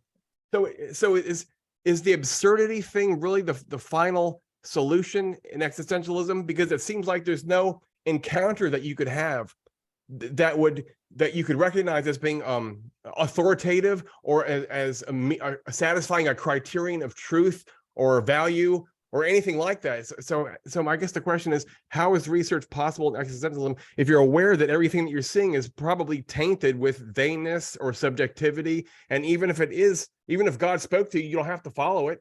I mean, there's nothing there to convince you of real value or meaning or truth. So how is philosophy possible if the digging terminates in absurdity and perpetual doubt or something like doubt? Okay. That was a marvelous little performance there, Scott. Thank you very much. So first of all, I'd drawn to question your characterization of philosophy as a digging activity. Okay. Now I know philosophy can come to seem like that we want to get at deeper and deeper levels of what's really going on. And I guess the aim from that view is we'll eventually reach the deepest level. And then on that basis, we'll find out what we can do next, right? So that, again, that is where I'd recommend Rorty's essay. And I'm gonna have to go pragmatic on you here, that in contrast to a depth-oriented view of philosophy, let's say we had horizontal view, a kind of spreading out sort of view of philosophy that wasn't about getting to the deepest level of reality, but was about rather improving conditions, for ourselves and everyone around us, like that, right? Instead of coming up with a kind of a truth that everyone would have to accept and on the basis of which everything would be better for everyone else, let's just say, okay, Fred over there wants to have his plumbing taken care of. Let's help Fred out if we can. And I over here want to have my electricity taken care of and so on. So let's try to look at, ameliorating suffering, at reducing cruelty, at improving living conditions, at enhancing, sort of world experience. I mean, I don't want to go all Marxist on you here, but remember the line in Marx about, what is it, fishing in the morning, writing poetry in the evening and that kind of thing. So there's a moment in which existentialism ties in with, I could say, a certain kind of pragmatism, and asks you, and this is especially the existentialism of Division 1 in Being in Time, and asks you to think about, okay, give up on the idea of getting to the depths, try to put that aside, give up on the idea of finding the fundamental reality, and start looking at being in the world and what actually happens as we're in the world, and what can we do as we're in the world for ourselves and each other, right? Now, that may not be as emotionally satisfying as the claim, aha, I found it. This is the real reality, and on this basis, life will improve forever, right? But it may be actually more, how should I say, effective, right? To look at philosophy. So try to think of philosophy instead of the vision of depth. Try to think of a vision of the horizon, right? The vision of the horizontal. Let's create a world in which, everybody's better off, roughly, right? So the absurdity thing isn't really taken seriously. In the appendix, as it were, there's a line that says, "Oh, by the way, we don't really mean that. We really believe that there are actually valuable, objectively, intersubjectively valuable things like quality of life. So improving quality of life, that's not a joke. That's not a contingent, right? We're really rooting for that. We're really working for that." Okay, so what I just did was I grafted pragmatism onto existentialism, right? So there are in Beauvoir and Sartre and Merleau-Ponty and Fanon, there are those moments where improving the quality of life really is a value and really is important. And the argument goes from them, well, if you look at what's really going on, you'll see the need to make those kinds of improvements, right? But as I was trying to say before, that's not an inherent program within existentialism, but it is something that, pragmatism, for example, can add to existentialism in order to make it, what should I say, more functioning, more effective, more practical in the world, right? It's just, it doesn't have that eureka sort of quality that so many students of philosophy want. Instead, it has rather a kind of an ameliorative quality, right? Like, let's try to solve problems as we go along. Right? It's an ameliorative rhizome moving towards the horizon. Or graduated, right? We could say, right, Derek? We could say a sort of graduated set of improvements along a sort of ladder towards, stairway to heaven, right, Scott?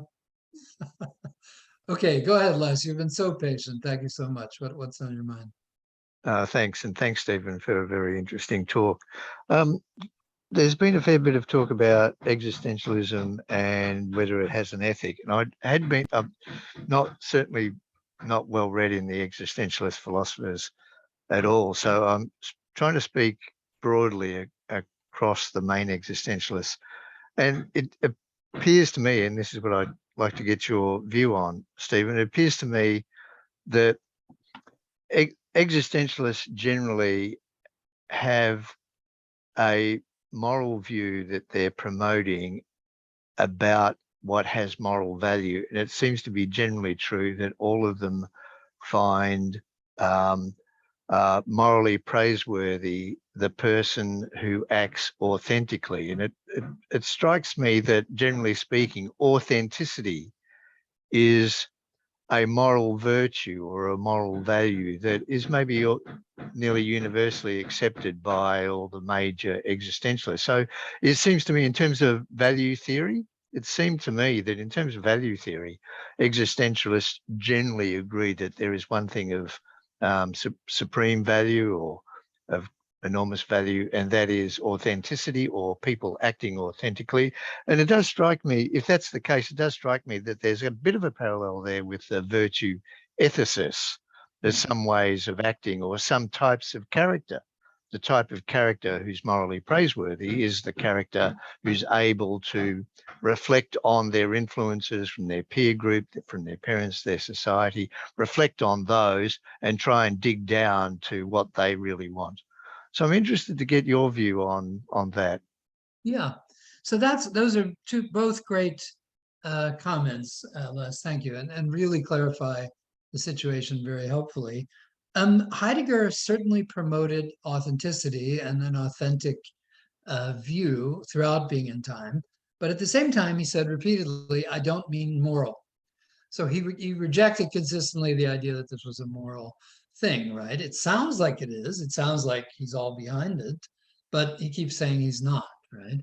And further, people, Sartre and Beauvoir, I think would have trouble with talking about authenticity quite that way. Sartre shifts it to the discussion of good faith, bad faith, right? Like, are you really acknowledging everything that's going on here? That would be good faith. Or are you really hiding something?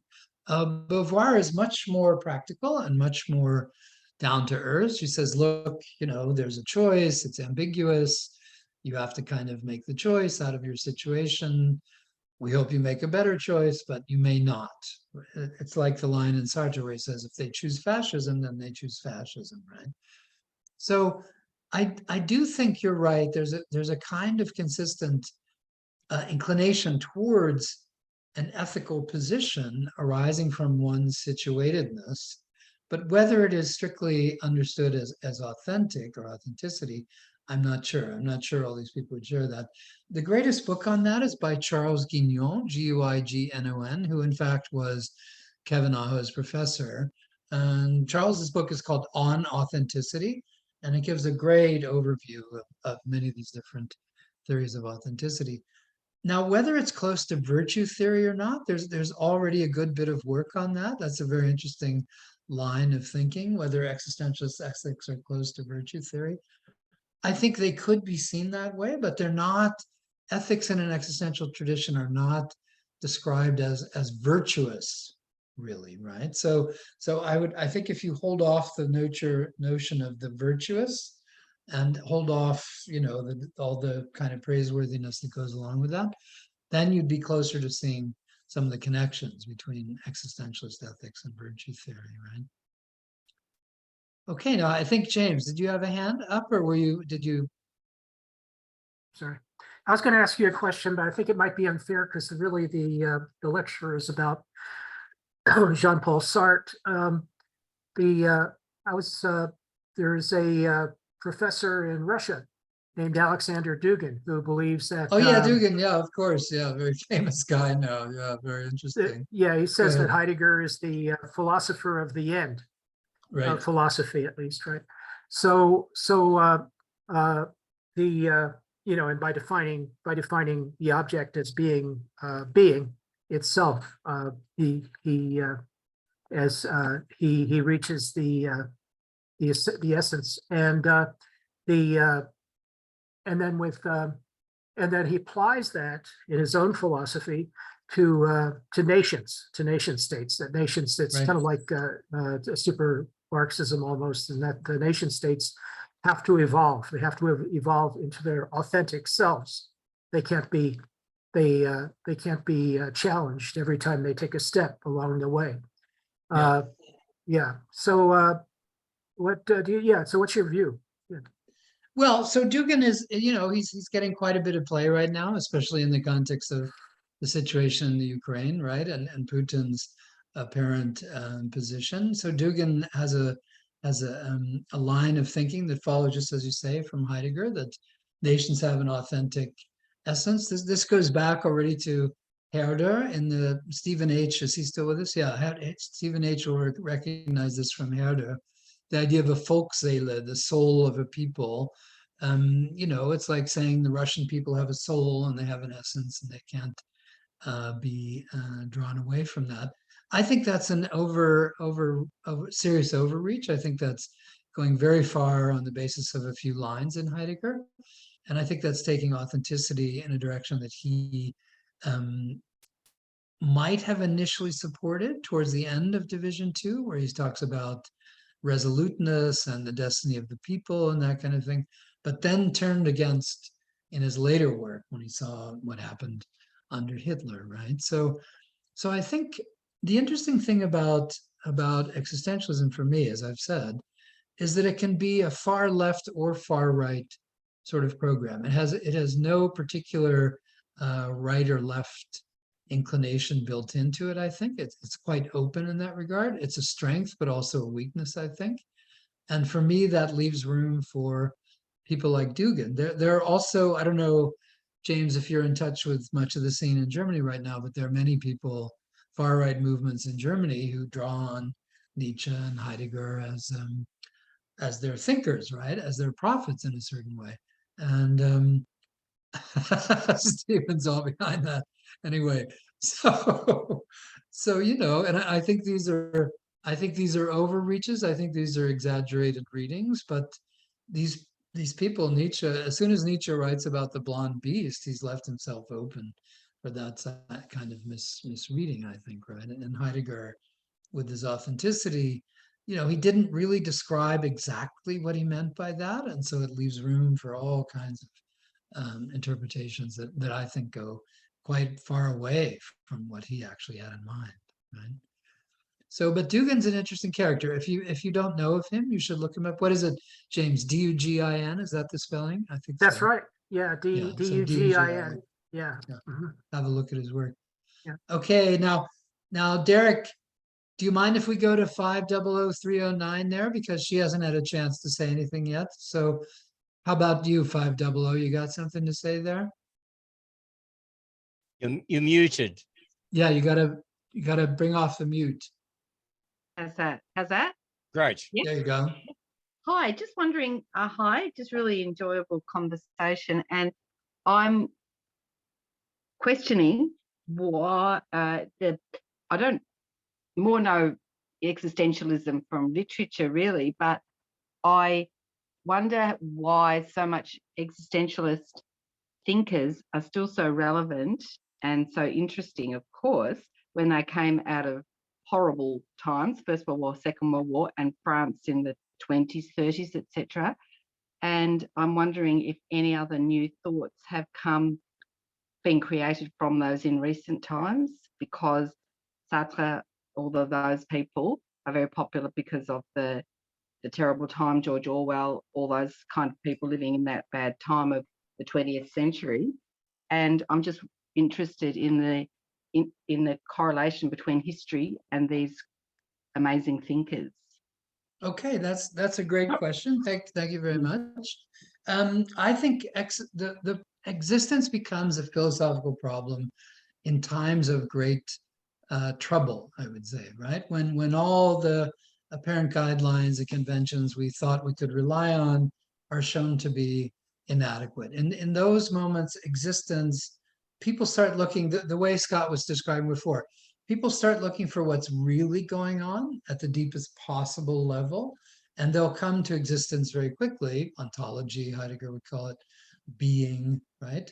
As a kind of bottom line. Okay, existence, we know we exist, so what are we going to do with that, right? So existence will recur, I think, as a theme and become important as a theme after or in the middle of times of great crisis. After 2008, the economic crisis, both the Frankfurt School and existentialism became very prominent again, interestingly, two quite contrary traditions of thinking, right? And I think existentialism today is much more developed than it was in 1945. The conversation I was having with Carol about feminism, for example, is an instance of that, right? But there is, for example, African existentialism, you know, there's Latin American existentialism, there's all different kinds of Chinese existentialism. So existentialism has spread and taken on many different forms.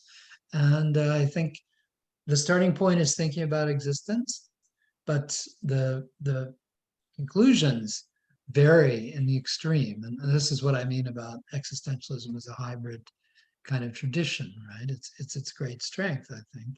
And it's what makes it especially helpful for literature. You know, I don't know what you think about Fight Club, for instance, right? Or that writer, Polaniuk, right?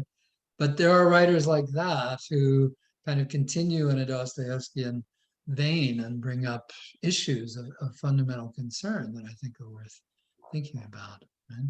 Yeah, I guess, yeah, like the two existentialist writers that I know are novelists, just Dostoevsky and Camus. Yes. And I also wondered what you thought about painting the screen. And I know that is not really not existentialist, but it comes out of this same period. Yeah, it comes out of the same period. I wouldn't call it existentialist quite, but it's definitely close, I would say. It's a very powerful work. The only thing about the Scream, in my view, is that it's now become sort of a kitsch item. Have you seen the Scream punching bag? You can buy a punching bag with that you can wrestle with like that. So you know, I think no, it's an amazing work, really, and really quite powerful, and comes out of the same kind of issues and struggles that we see Dostoevsky and Camus involved with, for sure. Thank you. Yeah, of course. Okay, so let's see, Derek, go ahead. You had a question. You've been very patient. What's going on? Okay, so I just wanted firstly to respond to Les in that it seems to me that something that virtue theory and existentialist ethics share is they both have a problem with giving specific guidance for action, to which I might suggest, you know, something I don't want to extend, but a value theory ethics. Okay, but my question to Stephen would be, okay, I mean, also post-structuralism was mentioned earlier, but also let's talk about structuralism. I mean, to me, existentialism and phenomenology seem to be very structural, you know, perspectives. You know, there's lots of structures in there, like, you know, intentionality and temporality. Sartre goes over the top and he gives a whole list of structures that probably aren't structures. But I mean, my question is, do you think that this whole structural aspect in the terms of just, you know, expressed in existentialism and phenomenology has been overlooked? I don't know. I don't think it's been overlooked. The first part of Being in Time, Division 1, is very much a structuralist account of being in the world, no question. And he talks about structures there over and over, Heidegger. Sartre uses the word structure quite casually, right? As if here's another structure, look what I found, that kind of thing. Husserl, intentionality, has structures, of course. But this is exactly where post-structuralism begins. Derrida writes his dissertation attacking Husserl and his notion of structuralist intentionality, right? So post-structuralism gets its starting point by resisting the notion that these dimensions are structural. Derrida resists Heidegger's structuralism in Being in Time and so forth, right? So I think post-structuralism, and what post-structuralism adds, I think, is just simply a kind of historical dimension, right? That what may appear to be a structure at one point is not at another. The great line that for me kind of inaugurates post-structuralism is from Derrida's 1966 essay, Structure, Sign, and Play in the Discourse of the Human Sciences, where he says, the center is not the center. So what he's trying to point out there is that a structure needs a center to be a structure, but the center can as well be on the margin as in the center. So the center is not the center. It could be both in the center and on the margin. And Derrida was consistently writing about the margins as a center or centered area of philosophy, right? So if you start with that, the center is not the center. I'm giving you this, Derek, because I know you like contradictions. You know, there you go. There's a good one, and there's one right at the starting point of post-structuralism, right, and how it emerges against structuralism. Okay, John, there you are. You've been waiting a long time too. Thank you so much, John. Right, thank you. You mentioned Viktor Frankl. Yes. Now, in relation to meaning, and I've found this extremely interesting since the 70s. But there are quite a wide range of meanings of meaning. And these, well, just briefly, you've got the neutral sort of concept of the golden mean, the halfway average position. You've got the negative, being mean and nasty sort of thing. And the dictionary meaning, which is seeking to find and to convey the equivalent between a word and its meaning and what you mean by it.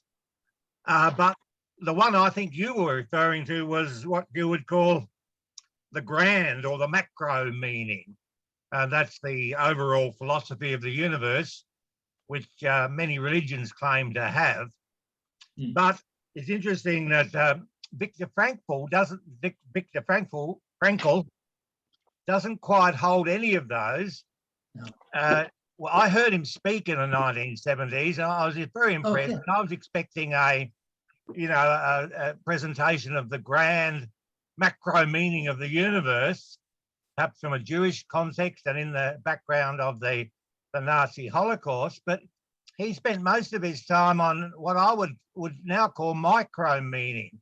That is, when you get up in the morning, you're only really concerned about the next 5 minutes or half an hour. You're going to have some breakfast. Is there going to be some food? And then breakfast is over. Now what? Oh, well, I'll go out in the garden for half an hour and that sort of thing.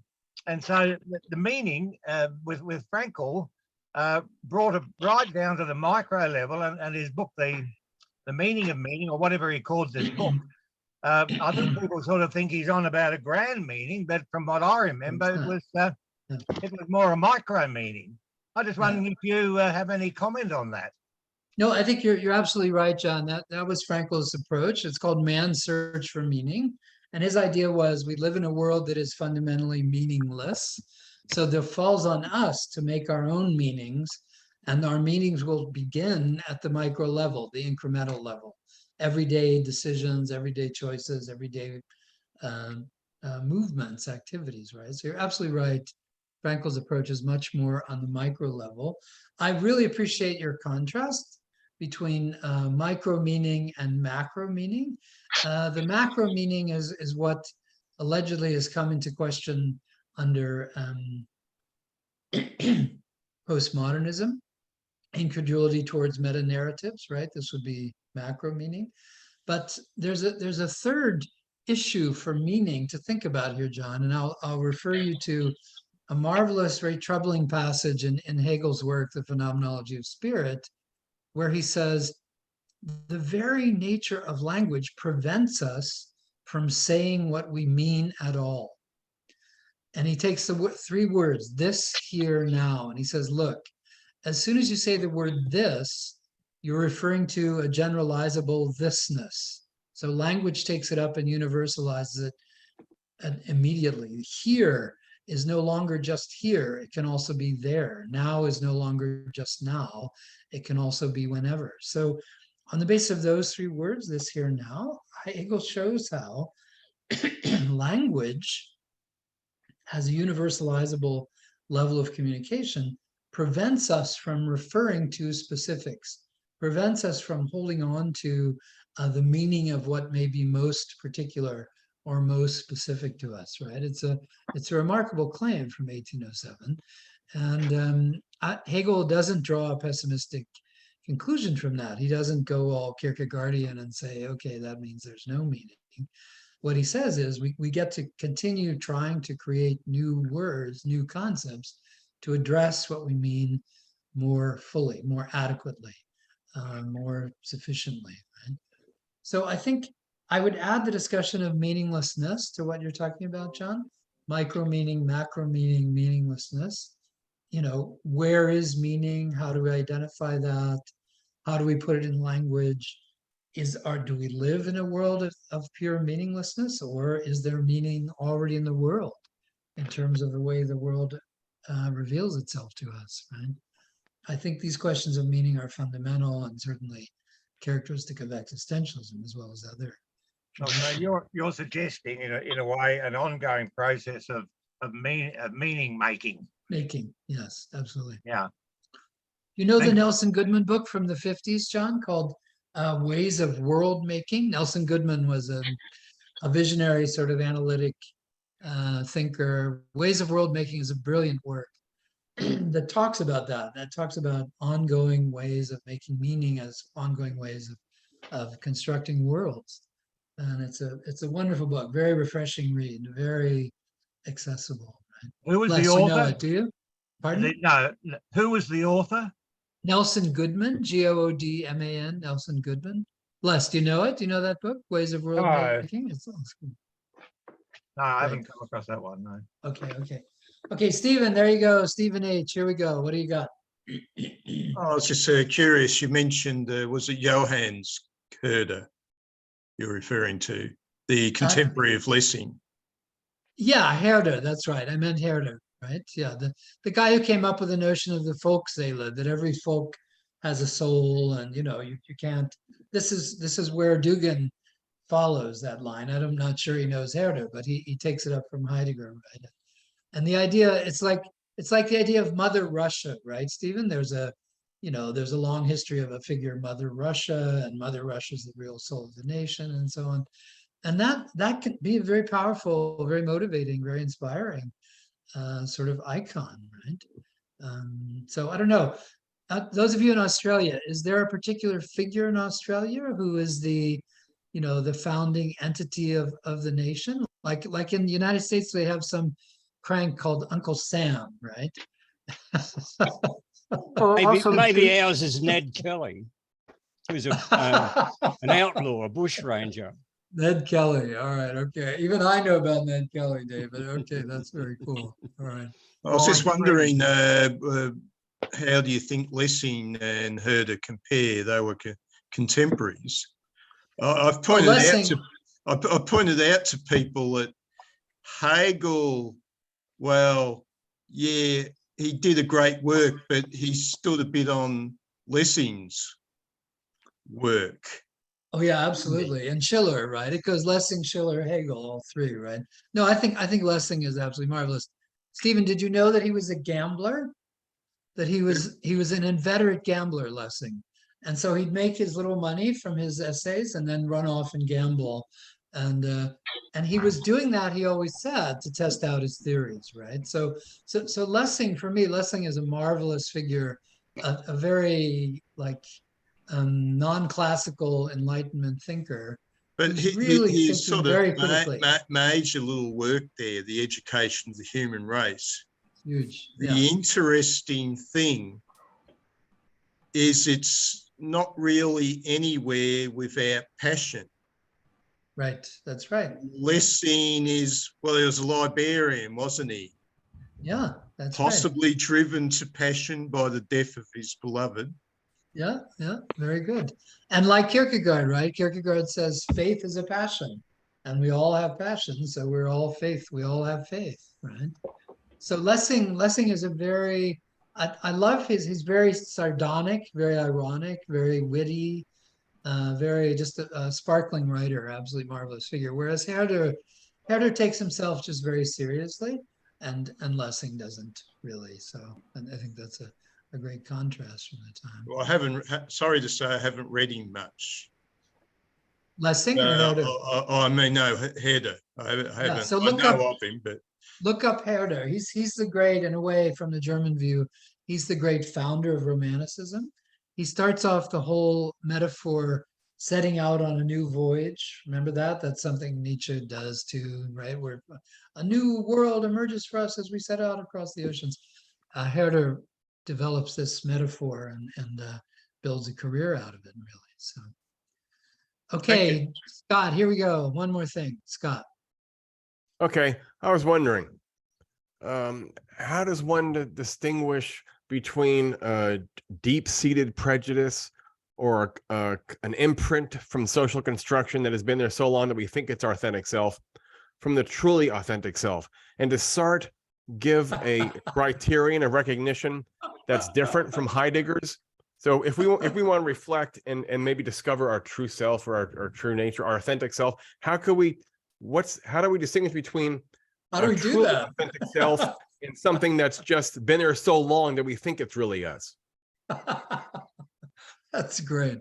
That's a wonderful question, Scott. So I'm going to suggest a totally different view of the self, right? The idea of the authentic self has it that there's a little core entity in there that you truly are, and it usually gets covered up by others, and you have to sort of dig it out and find it and pursue it, right? But what if you had a notion of the self where the self is kind of a fuzzy entity with many inconsistencies, right? Like that Scott is really a mashup of all different kinds of Scotts. And the different Scotts show up in different relationships. And these different Scotts are not clearly delineated one after another, right?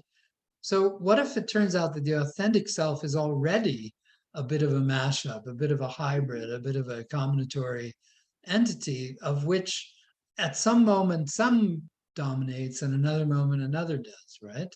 So what if we are just kind of fuzzy,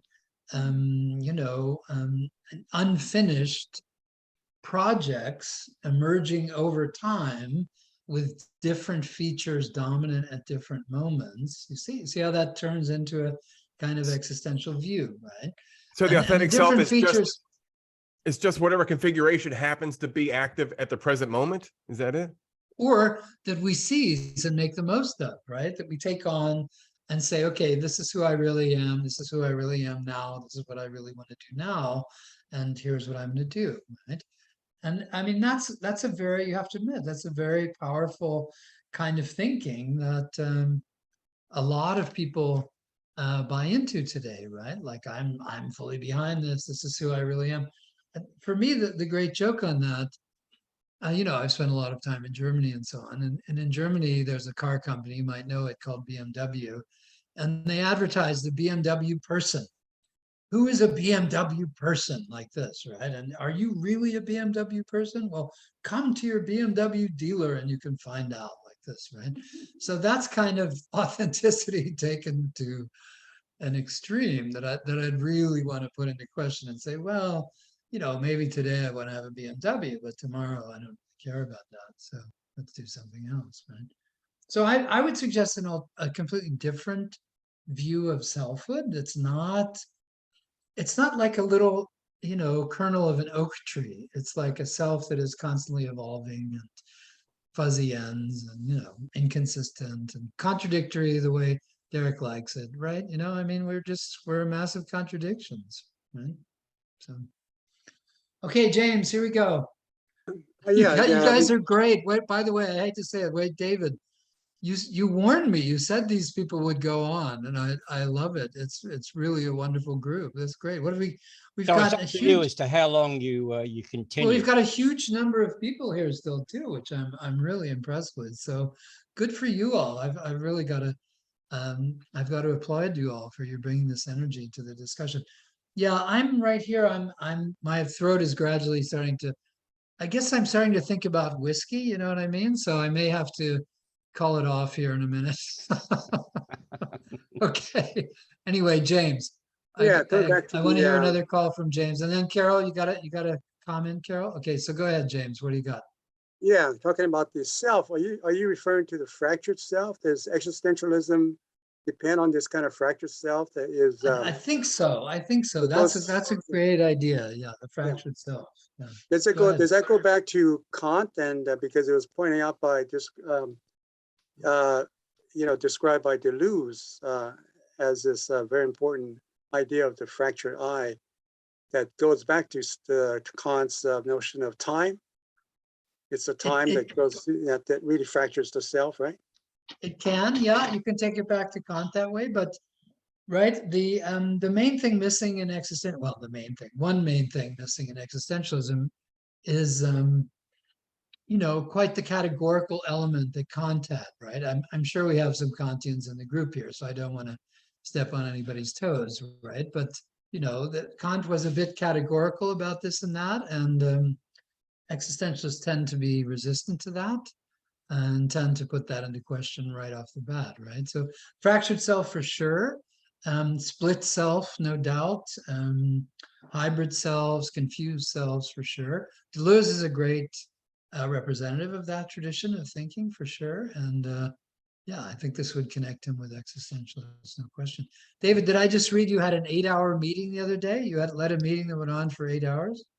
That's right. Yes. Okay, By the time everybody, I gave up about 3 hours before it finished and went and had my evening meal because it's and watched television. Really. Okay, now what happened to Carol? Carol, I didn't lose you, did I? Are you still there? Did we lose her? Carol, she was waving her hand. Maybe she was saying goodbye. Oh, maybe she was was saying saying goodbye. goodbye, I guess, Maybe yeah. she was saying goodbye. Okay. All right, Stephen H. I'll give you, and Leon. Okay, we've got two more. Let's do two more, and then I need to call it off. So go ahead, Stephen H. What do you got? Yeah, I have a huge problem with all these Goudas, as us gun-toting people like to call them, with their morality and their ethics and all that. My problem is this, and it was more obvious 50 years ago, and people seem to have forgot it. But if human beings were good automatically, that is not moral. And it seems to me that there are huge movements in the world that desire a goodness where the human being has become the moral autonomon. In other words, it's really, Automaton. Yeah. yeah, I think that was Lewis, wasn't it? C.S. Lewis. Yeah. And this argument is being forgotten, that if you keep on pushing and saying the world must be good, you've ruled out individual choice. Yeah, that's good. That's an important question. And I think, we ought to, so I would start by saying that there's no, and this is Lessing, by the way, Stephen, you'll get this. Lessing in German says, kein Mensch muss müssen. No human must.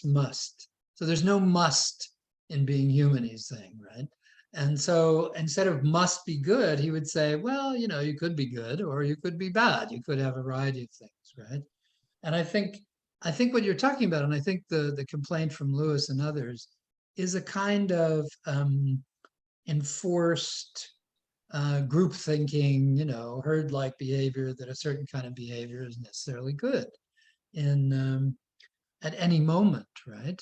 And I think existentialists, especially Heidegger rather, would say, look, that kind of good just doesn't really exist. It's not something that you can really count on, because what may be good today could be considered bad tomorrow, right? The great example from my childhood, I grew up in the States in the 50s and 60s. And in those days, there was something called CARE, and care packages were sent around the world by do-gooding Americans, right, Stephen? And one of the classic ones was they'd send milk to Hindus in India, right? They'd send care packages with milk. And that was, of course, totally wrong, right? Because Hindus in India don't drink milk. So, I think the question, what is really good, is an important question, but I think imposing it down on everyone else is a serious problem and something absolutely to be questioned, right? Thank you. Okay, Leon, here we go. You got a question? Can you hear me? Yes, I can hear you, yes. Okay. Hello, David, and hello, Stephen. Thanks for your very intriguing talk. You have just gingerly touched on the point of a Chinese existentialism. Can you please go deeper and give us your view on the Chinese existentialism? Thank you. Yes, okay. So now this may be, Leon, this may be a function of my living in Vancouver, right? In Vancouver, we have an enormous Asian population generally, Chinese from Taiwan, Hong Kong, mainland, but also Indians, right? Southeast Asians, that kind of thing. And but we have a group here of people from China, mainland China, who are very interested in existentialism and who have connections with groups in Shanghai and Beijing, in Nanjing, right, around the country. And there's a point from Derek as a contradiction in terms. Well, Derek, I would start by saying, and I wonder if I could get Leon to agree with me on this, the very notion of China is a contradiction, right? China has, over 1 billion people with billions of different attitudes and preferences and situations. What we hear about is the Chinese Communist Party, but that is not by far what everyone is doing in China, I would say, right? And so as part of, on the one hand, Leon, for example, there's a strong Frankfurt School group in China that's countering the party's approach to Marxism and Leninism. And on the other hand, especially in places like Nanjing, there are existentialist writers who are exploring existentialism mainly in literature, mainly in drama and in novels, right? And trying to not undercut, I should say, the official rhetoric of the party, but go in a different direction and point out the lived experiences of people in the country, especially, right? So that's if you like, Leon, I could send you the names of the people around here and near where I live and with whom we work in China, and you can be in touch with them. You know, the situation in China is very, and mainland China, I mean now communist China, you know, is concerning. I don't know how you feel about it, Leon, but Xi Jinping is taking a more and more dominant role, which I think can have some problems, but you know, we'll see. We'll see how this actually works out. What would you say, Leon? Are you in touch with many intellectuals in China today and aware of what they're doing? No, I do not have much personal connection or communication with the Chinese people in China.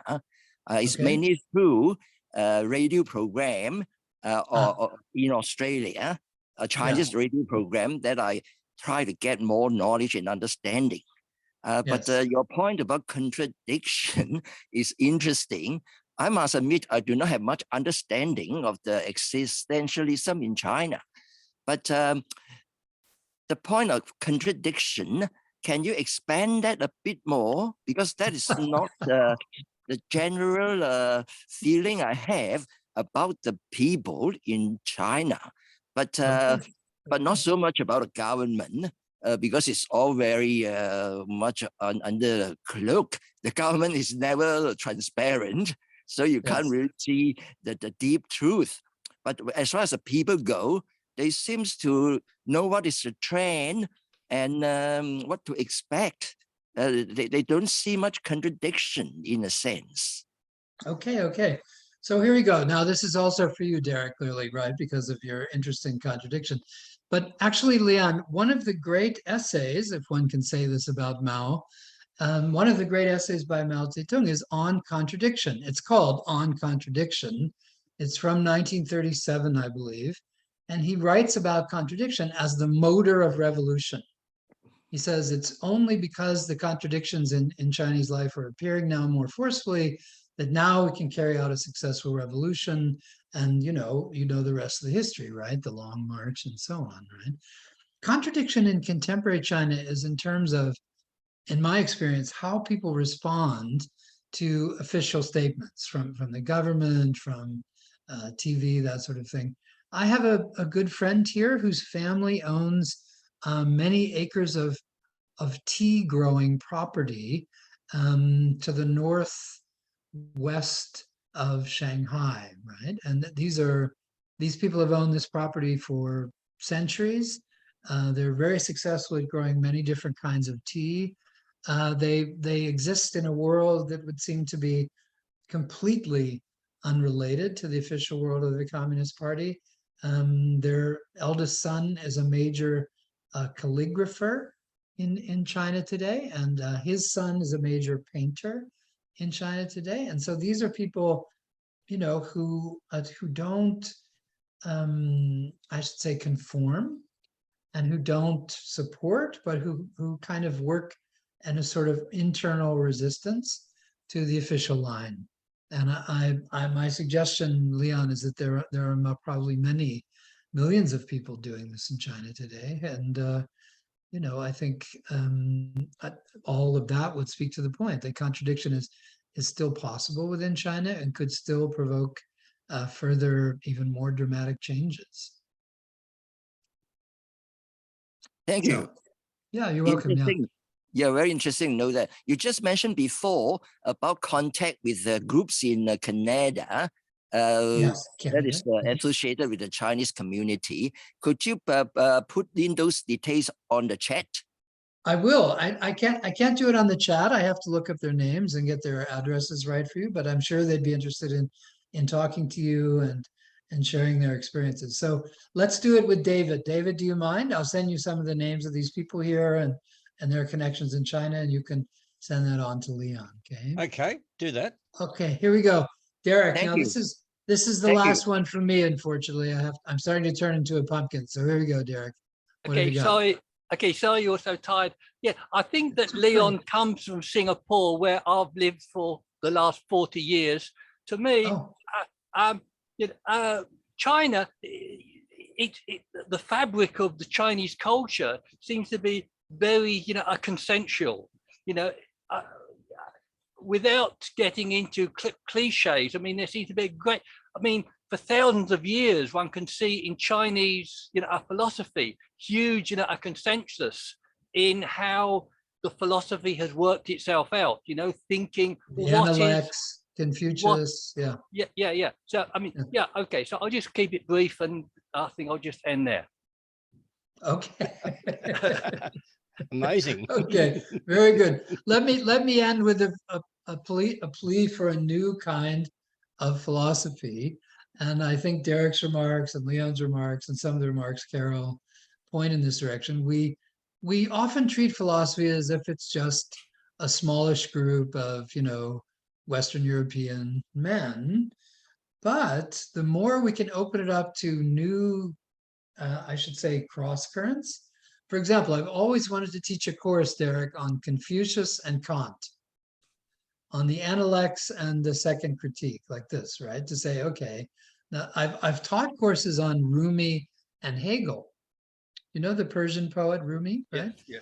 And Hegel and the Masnavi and Hegel, and there are many close connections there, right? So I think the further we can expand the discussion, okay, have some Shiraz, that's good, John. The further we can expand the discussion to include different cultures and point out connections and relations, the better, the more truly philosophical we become. That's my hope for the future. Now, that's not happening in our department yet, but anyway, maybe it will in some of yours. So, okay, I got to go. Thank you all very much. Yeah. Thank you for a wonderful time. Thank you for Thank you, energy. Stephen, for Thank a you, great, David. a Yep. great Okay. presentation and You're welcome. coping with the discussion. No problem. Bye-bye. Cheerio. That's best, Stephen. Enjoy your whiskey. Thank you. Oh, well, we can now continue on. Perhaps we continue on using the raised hand method. And my suggestion is you don't interrupt each other or try not to interrupt each other. Yes, so Okay. I don't see any raised hands. Okay, Oh, there's I was Les. just trying to find. Go ahead, Les. Yeah, one question I have in my mind, because this talk was on the relevance of existentialism, and I'm thinking the goal of existentialism in terms of breaking free from supernatural thinking that's trying to dictate your every wish and every move. Many people, people here today live in some kind of Western liberal democracy, except maybe those in Hong Kong. But most of us here have a huge amount of freedom in the way they organise their lives and who they associate with and what plans and projects they have.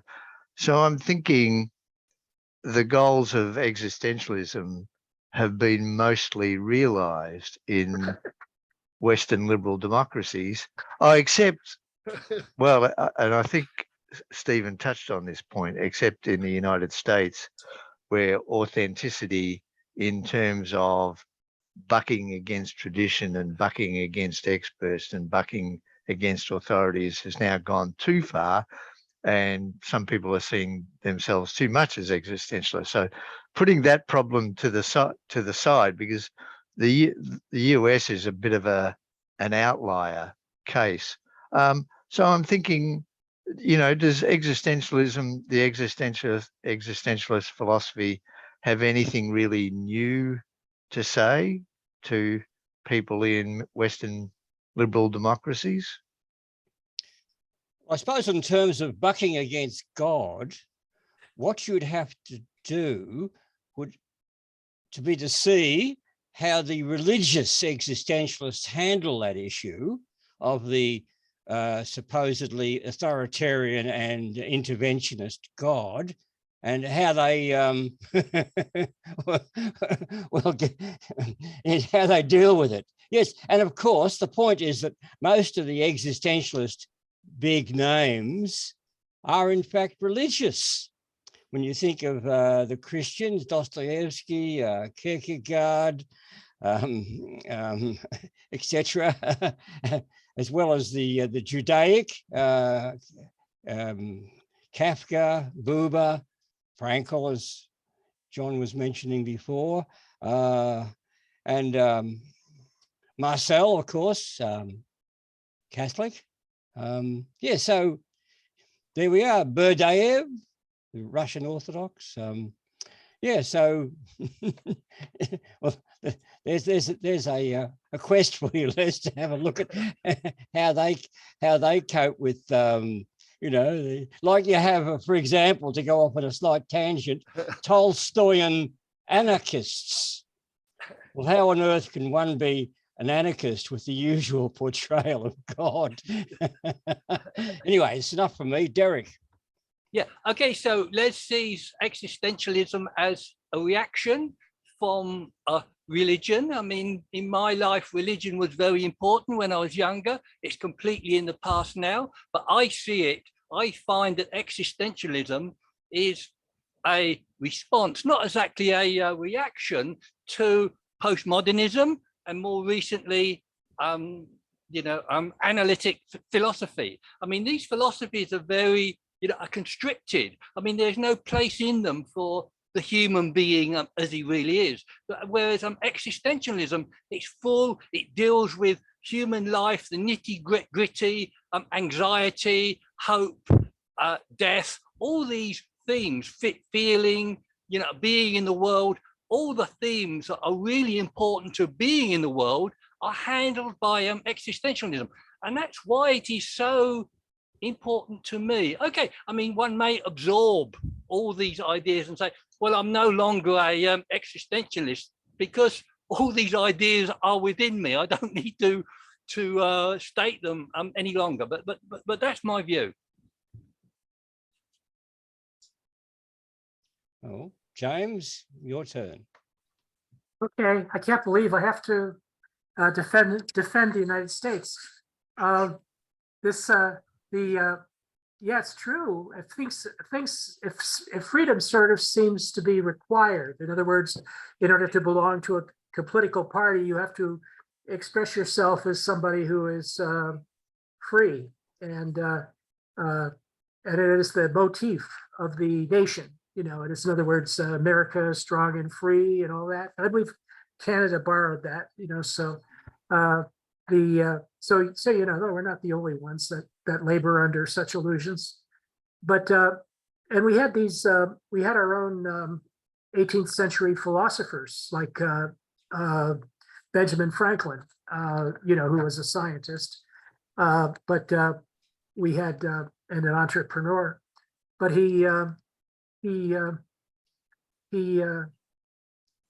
basically you know, set the tone of having a philosophical intelligentsia for the United States, which wasn't unlike the countries in Europe, of course. You know, we already had people like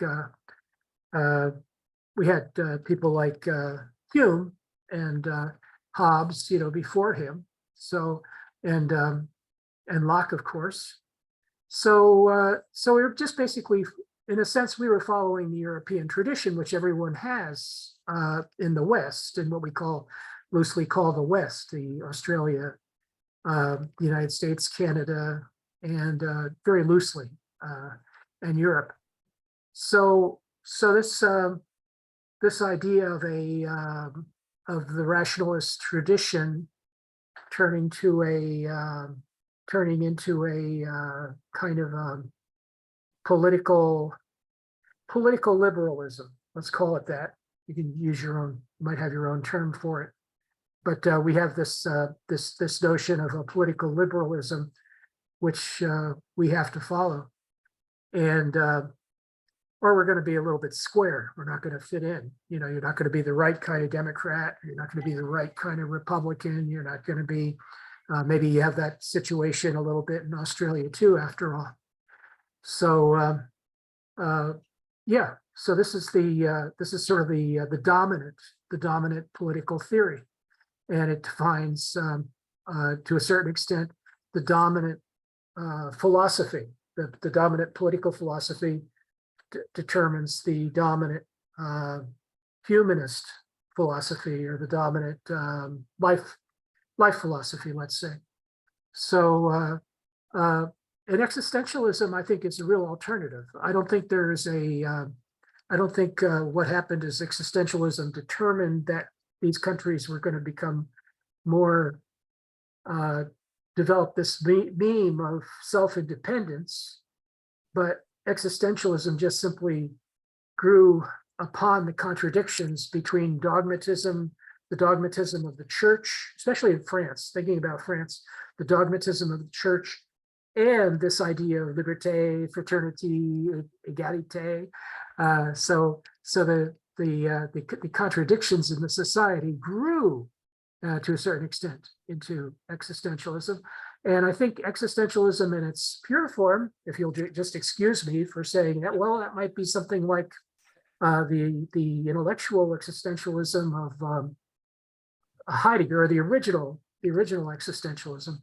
Maybe it actually gives us a direction of how intellectual progress or intellectual philosophical thinking can continue to evolve independent of the form in which the society evolves to a certain extent. In other words, we can't blame American democracy or the American Constitution on Heidegger. We can't. That's impossible. That would be a serious mistake.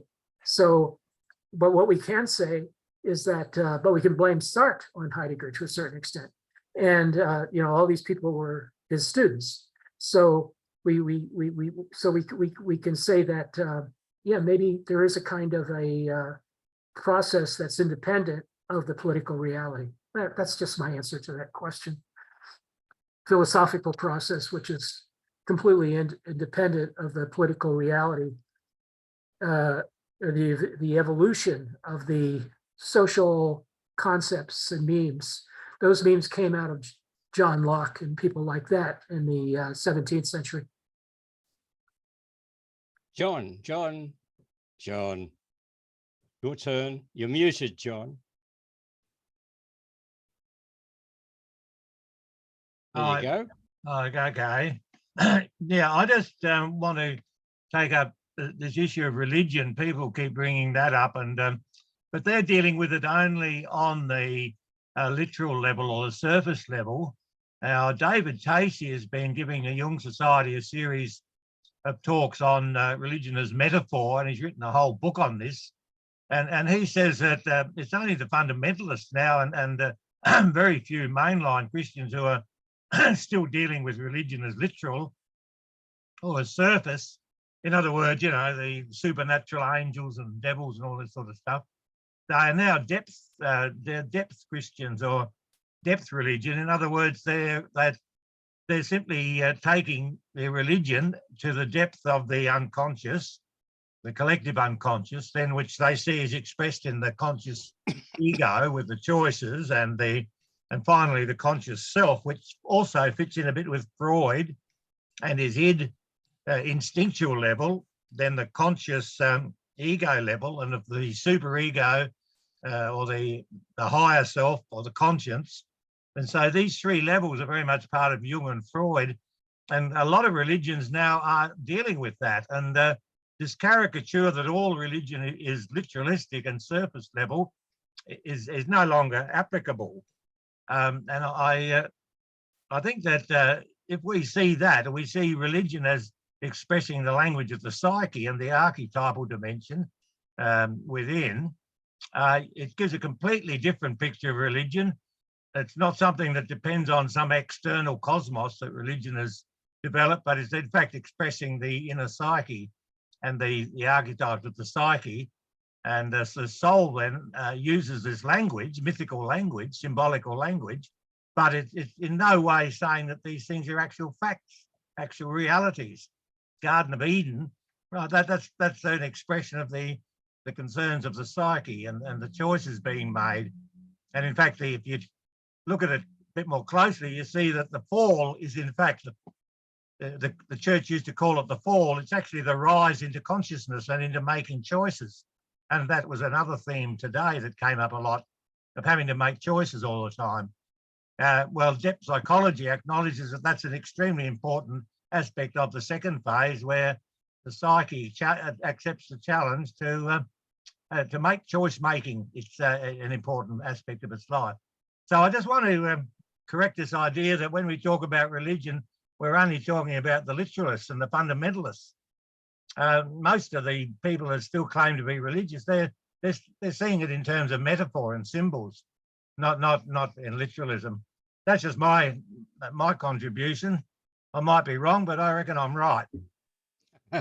Yeah, well, I don't accept that viewpoint, John, because what I would claim, as opposed to Professor David Tacey, that the metaphor is a metaphor for something. It's a symbol of something, and it's your commitment to what the symbol symbolizes. It's your commitment to what the metaphor stands for, the intensity of that commitment.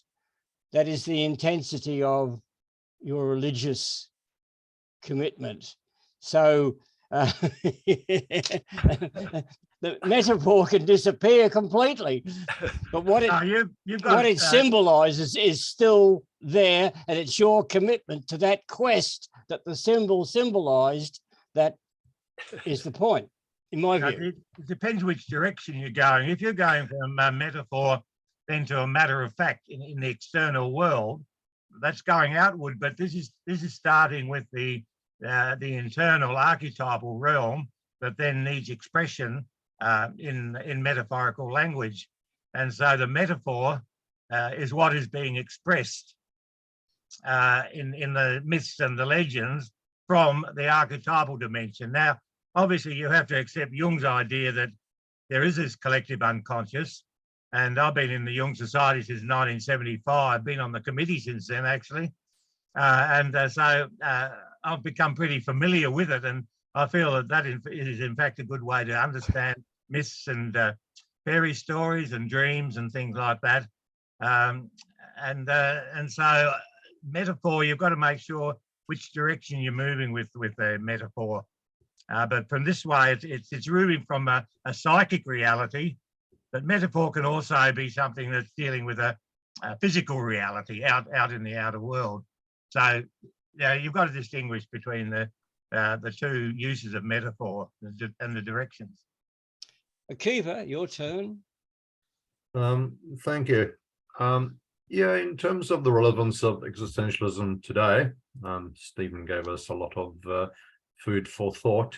Les, I'm slightly perplexed by your all known problems of human consciousness have been resolved by existentialism and we can pack it all up and go home, because as I said in the comments, that seems roughly equivalent to philosophy, ethics, ontology, anything else you like to name specifically. All the problems have been resolved and we can all pack up and go and have a cuppa. So yeah, I was slightly perplexed by that view. Derek, I tend to hold roughly the view that you put forward, which is, and in fact, the professor who we just had the pleasure of his company for a couple of hours gave voice to this. I've seen the same thing at Monash University, where I spent some time as a postgraduate student a decade or thereabouts ago. You will find almost every philosopher in a lot of major Western universities as professors of analytic philosophy. And I think existentialism may be needed even more today, because the continental tradition, which is kind of where the existentialists mostly come from, is significantly underrepresented in a lot of, Anglophone philosophy, i.e. what the Brits, some Australians, New Zealanders, the occasional South African perhaps, and a lot of Americans practice. So yeah, I think being matters, consciousness matters, and these are long-running philosophical questions, which I think existentialism may have become, probably I would agree with you, Leslie, existentialism may have become part of contemporary thinking, part of modernism or postmodernism, post-structuralism, however you want to term current social and philosophical theory. So it's probably there, it's part of the milieu. It doesn't always get named explicitly as existentialism per se, but Kevin Aho and others who are doing work, which was referred to earlier in existential psychotherapy, and people like yourself, Derek, who are very interested in consciousness. There's a lot to learn, there's a lot to contribute to the existentialist tradition. So long live existentialism. Thank you, Mr. David Miller, for bringing us together to discuss same. We're not packing up our bags and going home just yet. Thank you. Let me clarify one thing. I wasn't giving an opinion. I was pretending to give an opinion to try and generate some discussion before we go into a lull. So I kind of call myself an existentialist myself, and I agree with you, Akiva. There's still much work to do, but I'm glad I got some responses. You elicited the response you were looking for, so mission accomplished. You were baiting me, Les? I was baiting everyone, not just you. Okay, I was going to say. Never happens in these forums, James. I thought that was above you. Okay, Derek, go ahead. Okay, yeah, I mean, I think I disagree, if I might, with John, because I think that most religious people really do believe that God exists, and I think there's a minority who see God as a metaphor. But my question is, okay, I mean, I think there's a real problem in having the religious experience that I think is very important in life without a God that really exists. I mean, how can you have that experience? It's like saying, oh, I'm in love with my wife, but if my wife, wasn't there, could I be in love? Can you have that experience of love without loving somebody? Could you have that religious, experience of transcendence, although I don't like that word, without there being a notion of God? I mean, there seems to be a need for a cognitive framework to support those kinds of experiences that we really want. Do those cognitive frameworks need to contain facts about the world like God exists?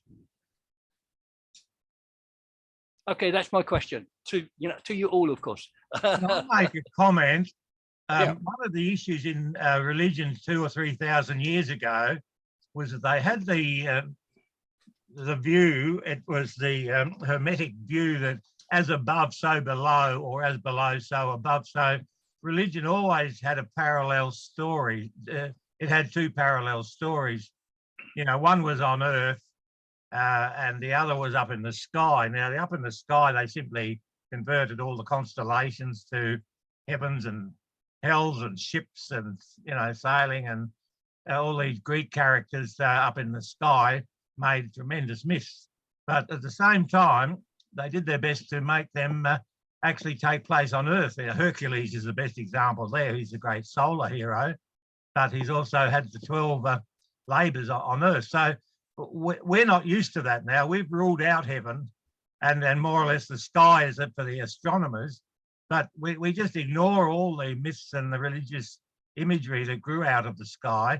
And so we've lost that second story. Although in Christianity, it's interesting that Jesus' story starts with his soul up in the sky coming down through Virgo, where it says conceived of a virgin, Virgo in the sky. And then, of course, goes through the tortures of Scorpio until he gets birth in December. As the rising of the sun. And so there's the soul and the sun are very much associated, but that's one story. And of course, then they tried to make it into a story on earth, which was a birth in Bethlehem. The parents were Joseph and Mary. No problem at that stage. That was our earth story.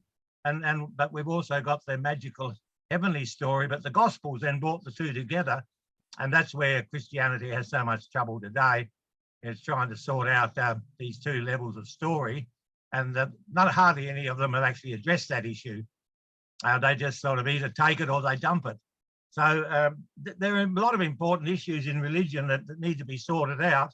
But on the level of the psyche is happy with this mythical level, and we shouldn't throw it out. And that does provide a framework for Derek. When he's looking for some way to express spirituality, you could call it mystical. And John actually, to John's Gospel, I'll be mentioning this next year in a talk, when he wanted to express something, he actually got Osiris and Isis myth and turned it into the resurrection of Lazarus. And if you read John 11, the Gospel of John 11, it's purely historicizing and adapting the Egyptian story of Horus, Osiris, Isis. You've got Mary and Martha, you've got Jesus resurrecting this Horus figure, that there's Osiris figure that comes out of the grave, and he's got the exact name of Elasa, which is Osiris, and John calls him Lazarus. So that's the Lazarus story is purely based on the Egyptian previous myths. So they're the sort of things that haven't been looked at properly in Christianity, but Derek would find that they provide an excellent framework for the sort of what you would call an esoteric type of religion that satisfies the psyche, and also provides lots of these stories for rebirth, for initiation, all this sort of thing. Only Christians don't like to admit that their stuff has come straight from the Egyptian religions.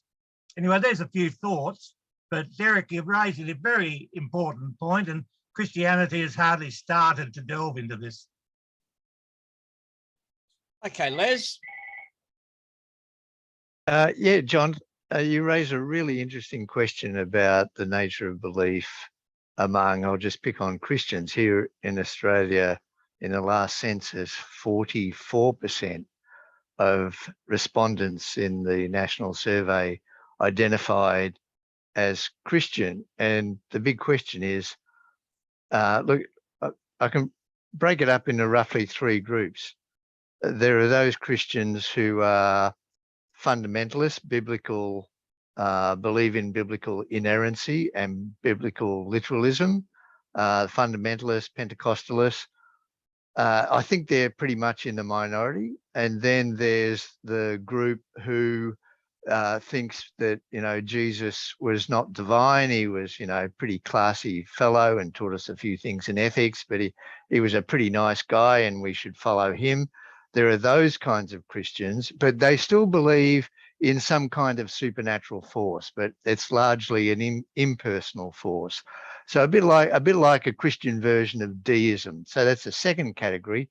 And perhaps I'm thinking most people who profess themselves to be Christians fall into that category. And then the last category is what the philosophers call the anti-realists about God talk. And that is that when those people speak about God, they're not talking about anything supernatural at all. It can be cashed out in terms of human relationships, love, bonding, and that kind of stuff. And I'm kind of thinking they're in the minority as well. I think one thing we do know, it's somewhere around about 10% of people in Australia go to church on a regular basis. And you'd think that most of those would fall into the first two categories, either, fundamentalists or Jesus was a nice guy, but there's still a impersonal supernatural God. But I do know that people in the Uniting Church and people here who call themselves progressive Christians, those people are largely atheists. They're largely atheists, and they fall into that third anti-realist category. So even just going on church attendance, you really need to divide the different kinds of church attendees. So it's a really interesting question, John. I'm inclined to think that of those 44% of people who identify as Christians in the last census, I'm inclined to think that even they don't go for biblical inerrancy, biblical literalism, creation in 7 days, virgin birth and stuff, even though they don't go along with that, they still accept some kind of impersonal supernatural entity. So I think for the vast majority of people who call themselves Christians, I'm inclined to think they don't go into your go in for your just symbolic reading of the Bible, that there's still something supernatural behind it. That's my feeling. Really need to do some in-depth sociological surveys on this, the breakdown of the different kinds of belief amongst the Christians. So great question, John. Could I just make one response to that? When David Casey was explaining when he went to America, he was asked to speak about his latest book. At that stage, it was Religion as Metaphor. And he gave some talks, and the reaction was so severe against him that he came back to Australia and resolved never, ever to talk to a church group again about metaphor. So obviously, you've got your three groups, but there's a lot of hostility between those groups too. And I really felt sorry for David, because I agree very much with what he's trying to get across. I think a lot more people, could find life much easier if they didn't have to worry all the time about the what do you call it, the abuses. I'd call it the abuses of religion, Christianity, Islam, the whole lot. All these literalistic beliefs are foisted on people and threatening them with hellfire and all this sort of stuff. It's terrible stuff. But there is a level of Christianity where you can make it more interior, more, and as Derek said, something that we can still use somehow in our present way of living to satisfy the human psyche. Oh, Scott? Yes, this reminds me, a lot of people that are Christians because they're in a low economic bracket and they want to make money and they want to be happy. They want their kids to have an education and go to soccer practice and stuff, but they're trapped in a low wage job. And this is how Christianity is being marketed to like Central America and South America now.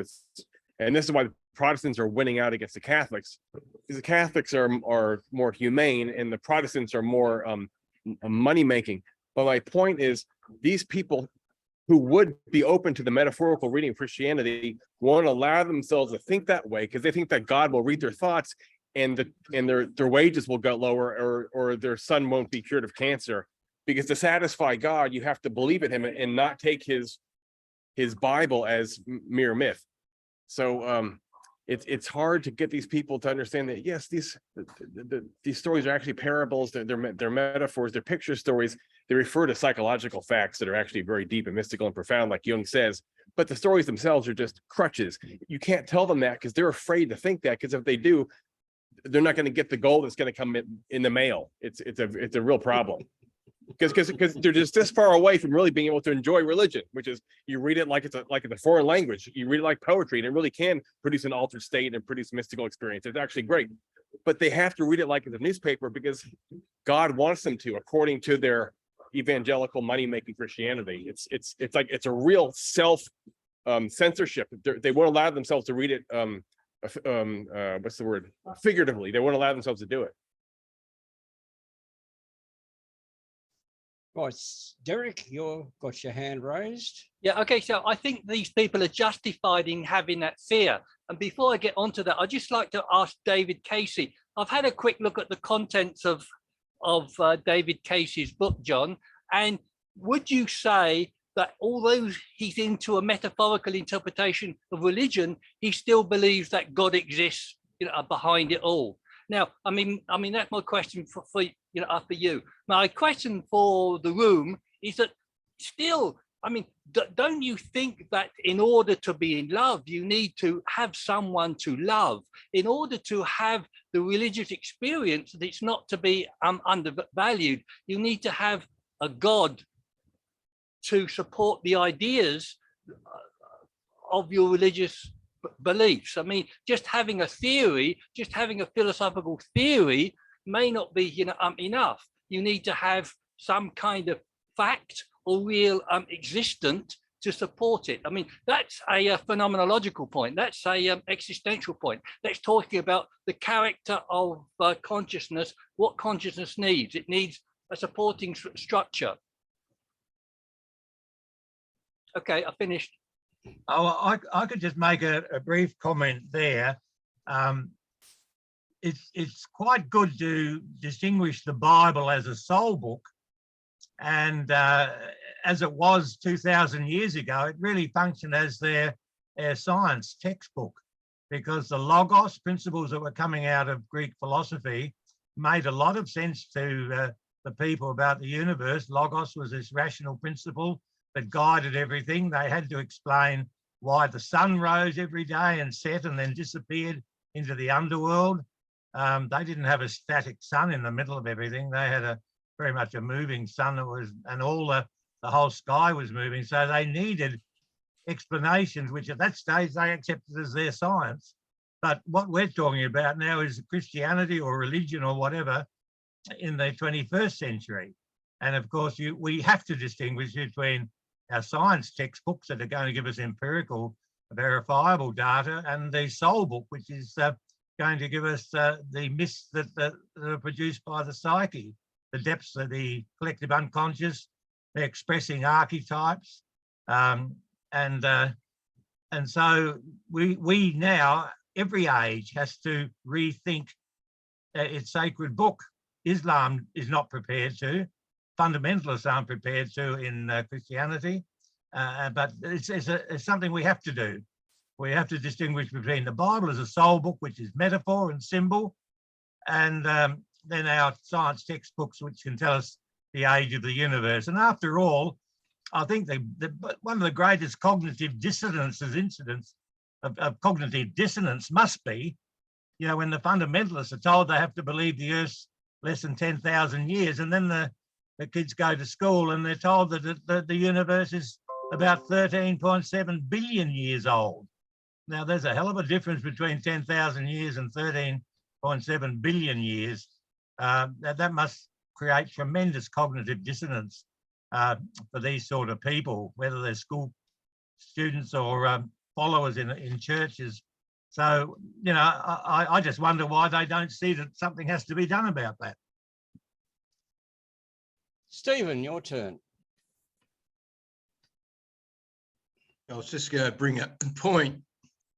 I find it a bit tiring that religion is intrinsically associated with some sort of idea of a God. Gods is a theory which is called theism. Religion is a practice which probably pretty much involves a transition of consciousness. You engage in a practice which is essentially mystical. You can go further, not just have a slightly altered state of mind, slightly altered state of consciousness. You can move on to transcendentalism, where the normal apparent world seems to just about disappear. Now they claim there's a level above that where you receive hidden information that's outside the realm of logic. Whether that's true or not, you can argue about it, but transformation of consciousness, I would say, is a factual experience. Thank you. Okay, Les, your turn. Thanks, David. I just wanted to mention to Scott, because Scott, you're in the US, and the US, in terms of Western liberal democracies, religious belief and fervor, US is quite an outlier compared with the other Western liberal democracies. There's much more literal Christian belief and religious fervor, and maybe political influence as well there in the US compared with here in Australia, the UK, countries in Europe and New Zealand. So quite different, the situation in the US. I wanted to ask John Nowak, and we've talked about this before, but I'm still unsatisfied. I don't think I've really got an answer. If there's benefit in taking the Bible as metaphorical and we should go down that path, then why pick on the Christian, why adopt the Christian Judaic tradition? I mean, why not? Why don't we take a metaphorical interpretation of the Upanishads and go along with that? Or metaphorical interpretation of the Quran and go along with that? What about the Buddhist scriptures? What about the Jain scriptures? What about the Baha'i scriptures? Why are we making an exception, privileging Christian metaphor over and above metaphor of the other, making metaphorical of the other religions? So in terms of advice, in terms of giving advice, let's treat these scriptures as metaphorical and adopt those as guides to life. My question is, you can say that of any of the current major and minor religions. Why pick on Christianity as somehow special? I think you need to go back to Jung himself. Jung felt that when he developed the individuation process within each individual, their life story from birth through choice, to making choices, then to your goal of seeking an integration of everything, bringing everything together, he simply, he found that this was also the pattern of the Bible. And so he, in fact, encouraged people when they came along to him. He said, well, look, if you want to get to the bottom of your own psyche and your life and the life you want to lead, the individuation process works both ways. It works in Christianity. You have the primeval chaos, which would be the collective, the unconscious wholeness when you're at one with the universe. And then, of course, consciousness involves unwholeness, choices, choice making, and that's where Christians have called and Jews have both called that choice making a fall. Fall into sin, but sin's a theological concept against God, so that's really irrelevant to a secular thinker. What you have there is a rise into consciousness and choice making, which is very much an existential concern. And then the third stage is conscious wholeness, when you're trying to integrate your bio, psycho, socio, cosmic dimensions within yourself. And again, Jung said, well, you can't do better than to go and re-experience your rituals in the church. Don't take them literally, but take them as expressions of your inner life. And he found that the Eastern religions didn't quite offer that opportunity to do this. And so he said, the Eastern religions are fine for the Eastern people in their context, but he still felt there's a lot of value in the symbolism and metaphors of Christianity, and that's been a bias. His was a bias, but I've always felt that he had a psychic basis for it, the psychical basis in the human psyche, and so he simply saw that everybody, like Christianity, has these 3 steps of unconscious wholeness, conscious unwholeness, and then the desired conscious wholeness where all this is brought together. So I think that is an interesting question, because I had that about 40 years ago, and I read things like Edward Eddinger's Psyche and Archetype, and he wrote a lot on Christianity, and he made a lot of the whole idea of ego self-axis, and that grew out of the earlier chaos, or the unconscious, and then your whole life is very much exploring these three stages. You're moving back and forwards, but basically they seem to parallel with Christianity and Judaism. I mean, the Jews are the ones who developed that, and now people are saying, well, the Exodus may never have happened, but you're going to say, well, it happened in their psyches. They needed a basis for religion. They needed their Torah and all that sort of thing. We never know how, they can't find any evidence for the Exodus. And so that's always an interesting story. Did it actually happen? But the Jews certainly had a lot of input in their first 11 chapters of Genesis. But you've got floods up in the sky. I mean, the whole, the Argus, the Argonauts, they're all there. There's the constellation, Argo, the ship, and all these, they happened in the sky. And then they were brought down to earth. And so we've got to remember that psychology, that that there is this myth that we have to acknowledge. We just can't take the earthly story and expect it to be literal. No, we've got to open our minds and be realistic about this whole thing. And anyway, does that answer your question?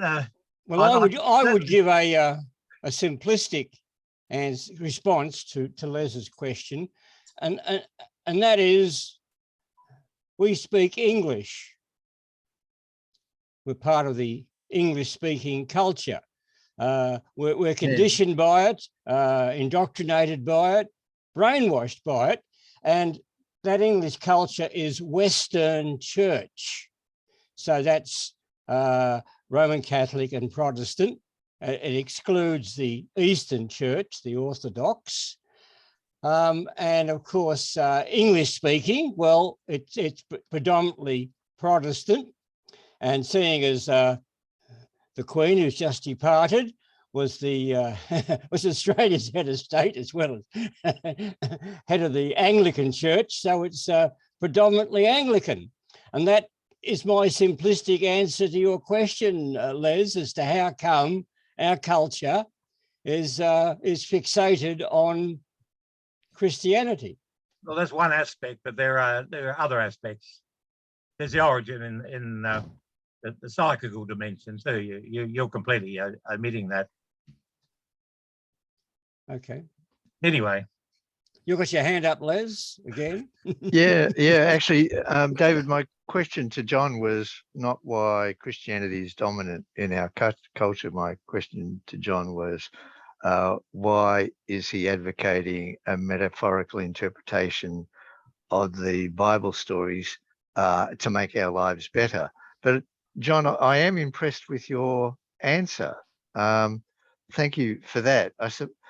My thinking is, in terms of Jung, applying a Jungian schema to the Bible, my thinking is, I'm sure some entrepreneurial Jungians could apply the theory of archetypes to, for example, the Upanishads, to the Quran, to the Buddhist scriptures. I'm sure some Jungians can find some apply archetypal thinking to those scriptures as well, and perhaps some Jungians have actually done that. But even if a Jungian schema can't be applied to, say, the Upanishads, I'm sure some entrepreneurial progressive Hindus, and I'm sure there already are very many of them, who don't take the stories in the Upanishads literally. I'm sure there are already many entrepreneurial Hindus who interpret the Upanishads entirely as metaphorical, as you advocate for the Bible, and say, have their own psychological schema. It's not Jungian, but it'll be some other psychological schema that they apply to the Upanishads to interpret it in a metaphorical way. And same with some progressive Muslims with the Quran, and same with the Jains and the Buddhists and the Baha'is. So you can do that kind of work with any of the scriptures, interpret them metaphorically through some other given psychological scheme. So I'm just wondering, I'm sure there's been a lot of work done on that. So once again, I don't think taking a metaphorical interpretation of the Bible and this is the point, advocating that as, hey, this will give you some real insights into your life and make your life better. I think many other religionists from the other religions have been doing and have done exactly the same thing. Might I suggest that, or assert, that the concept, the Jungian concept of archetypes is just another name for the old polytheistic gods. Like in India, there's a god for everything. And an archetype is simply, in my view, a rehash of that concept with a different name. And of course, what's so ironically, screamingly funny is that so many of within the monotheistic religions, the Abrahamic religions, love Jung, and yet they don't realize, if my assertion has any validity, that they're championing or liking a polytheism. Well, you're correct in the sense, David, that the archetypes are very, very diverse. I mean, if it's the archetype sort of depicting the higher self, that can easily express itself in a higher God, and so you know you can easily work back then to something within the psyche that's been projected out. But your polytheism, of course, is also correct because there are many aspects of archetypal aspects that have been expressed in religions. In fact, an interesting one, Robert Moore and Douglas Gillette found the 6 archetypes in this book here, and they were the king, the warrior, the magician, and the lover as the 4 main masculine type archetypes, over against the female one with the great mother, the evil mother, the good mother, the witch, the muse. And so the psyche has developed these patterns. They come out particularly in fairy stories. But you're quite correct. The polytheism would also be another expression of this vast realm of archetypes. So they're instinctual, impulsive sort of things, impulses, and inherited. Yeah, we have no problem with inherited things in our body. And the depth psychologists were saying, well, you need to get used to the idea that there are these inherited aspects in the psyche. And for Freud, it was id, of course, the id, the instincts, the impulses coming up, and he stressed the sexual impulse. And for Jung, he more or less called this whole realm the collective unconscious. So I feel they're dealing with much the same sort of things, but giving them different language and different words just to confuse the issue. But certainly religions are very much benefited from the psychic projections, and you're quite correct there. Polytheism probably as much as anything. Stephen. Yes, make John happy because this is a question more or less in his direction.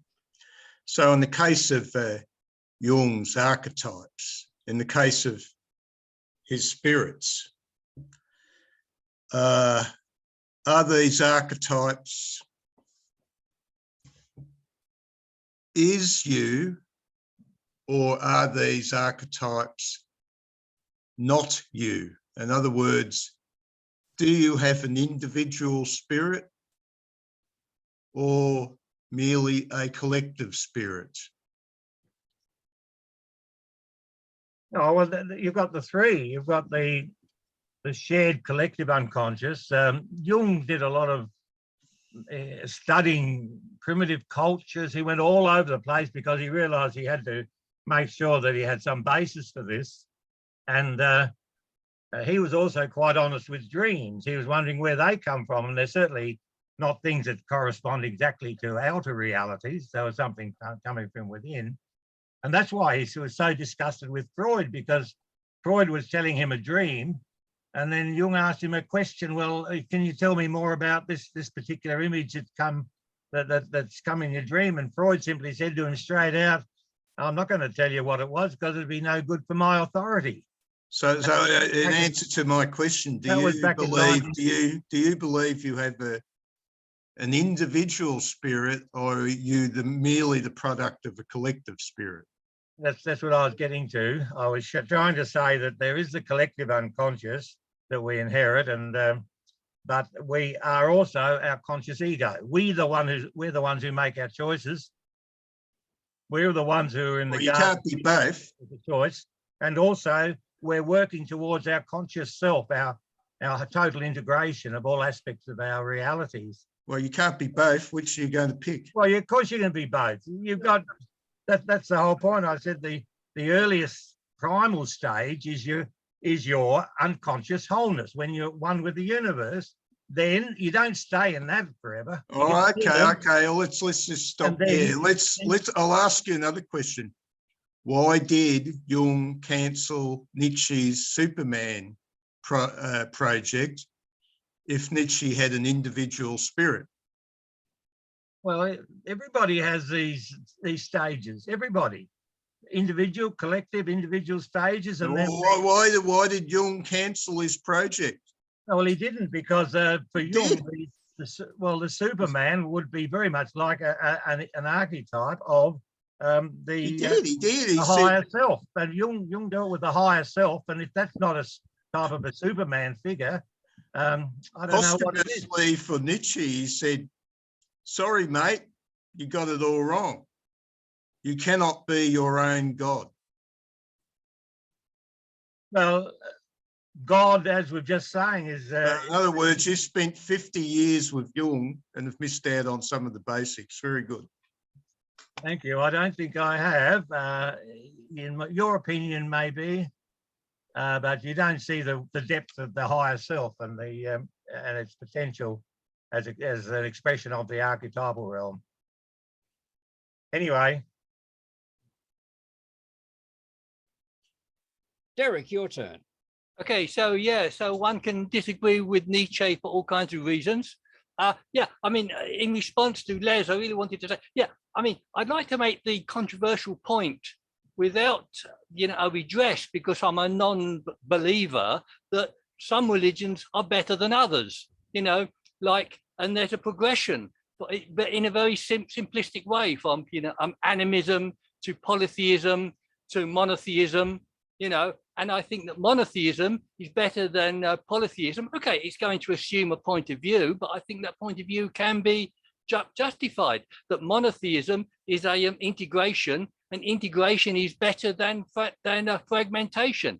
Okay, there's a lot to say here, so David Hume, he talked about a oscillation theory between, a monotheism and a polytheism. In polytheism, you get, different gods to represent your pet theory, your pet value. Okay, that's fine. But, I think, one would need more time to argue these big points. But I think, I think there is a development in religion, and I think that Christianity even is part of it. But I'm not a believer. Better for what, Derek? World domination? Define better. Better, yeah, better for from what human beings are doing in their lives, that human beings are moving forward. So in what way are they moving forward? Some people would say they're moving forward in their integration, in their understanding, in their consciousness.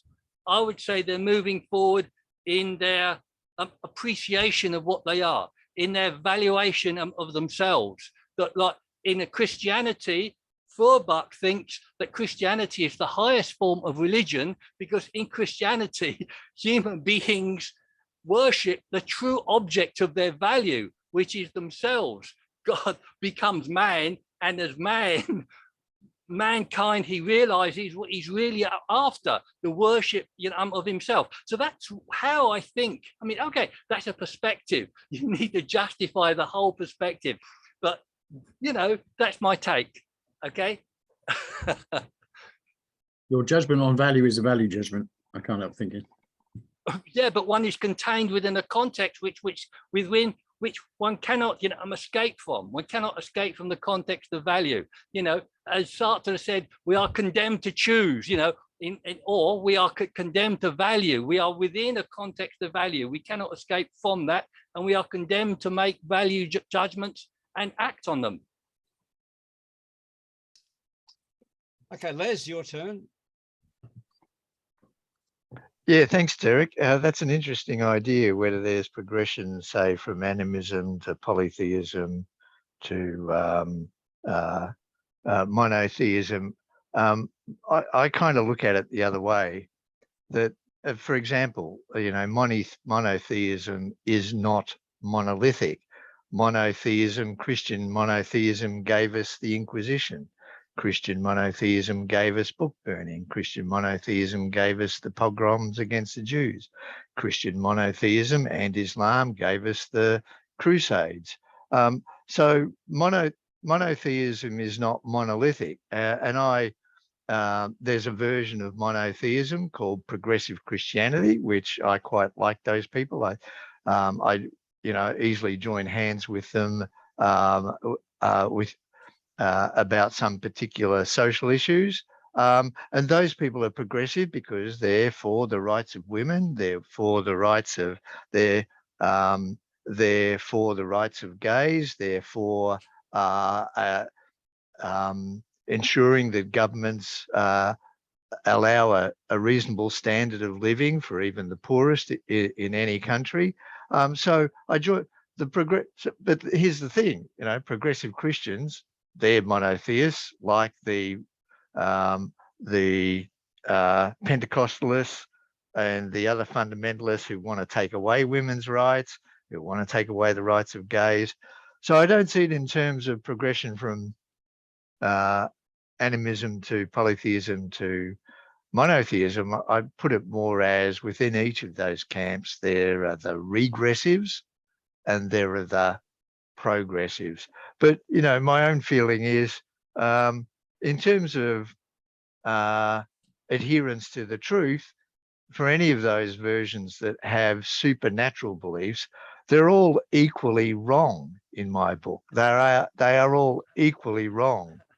That's my view of the world.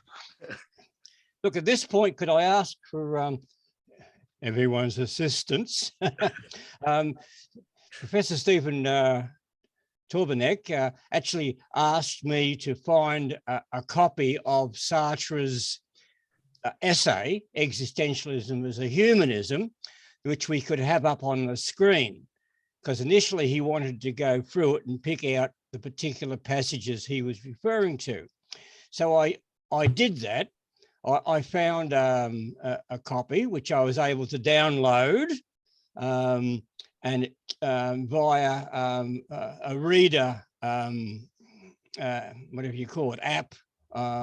Right. So I then minimized that, expecting that when I hit the share screen button, that would become available. Well, it wasn't. So does that mean that, you know, you can't bring a reader of a text up in the share screen Zoom share screen facility, or maybe I should have used a different sort of reader? Or, you know, it's just a bit puzzling as to why it did not appear in my share screen for us to utilize. So we didn't bother with it. Any clues, anybody? Okay, David, I think with this kind of thing, I find it better to download it onto your own PC and then use your what you've got on your PC to then stick it onto Zoom. I see. Yes, that's a good point. Yes, I was just trying to utilize the reader facility that my computer's got. But for whatever reason, it wouldn't appear on the Zoom share screen. But if you want people to access their own copy of Existentialism is a Humanism, if you get the URL, when you, in your browser, you went to that web page that allows you to download it, or after you've downloaded it, if it's still in the browser, you'll see the URL of the PDF in the URL bar. If you copy that URL and put it in the chat, and then people can download it. Yes, themselves. Yes. Yeah. So what I did for the on the meetup pages, I put a link to that lit chart. It is lit chart summary and analysis of the essay, which I thought was excellent, actually. But yeah, well, well, thanks for the advice. Yeah. Anyway, just was a bit flummoxed at first when I attempted to bring it up on the screen, and it just wouldn't do it. Have you got a second screen? No, but I have a laptop which I could. I can see one behind you. You just need a HDMI cable. Oh yeah, okay. Right, then bring up the document on your second screen, and when you hit share screen, instead of choosing the app or the PowerPoint or whatever, choose screen 2. I see. Thank you. Yes. Oh, well, that's something to try. So everybody would have to watch this screen over my shoulder. Anyway, back to the discussion. It's enough technical puzzles.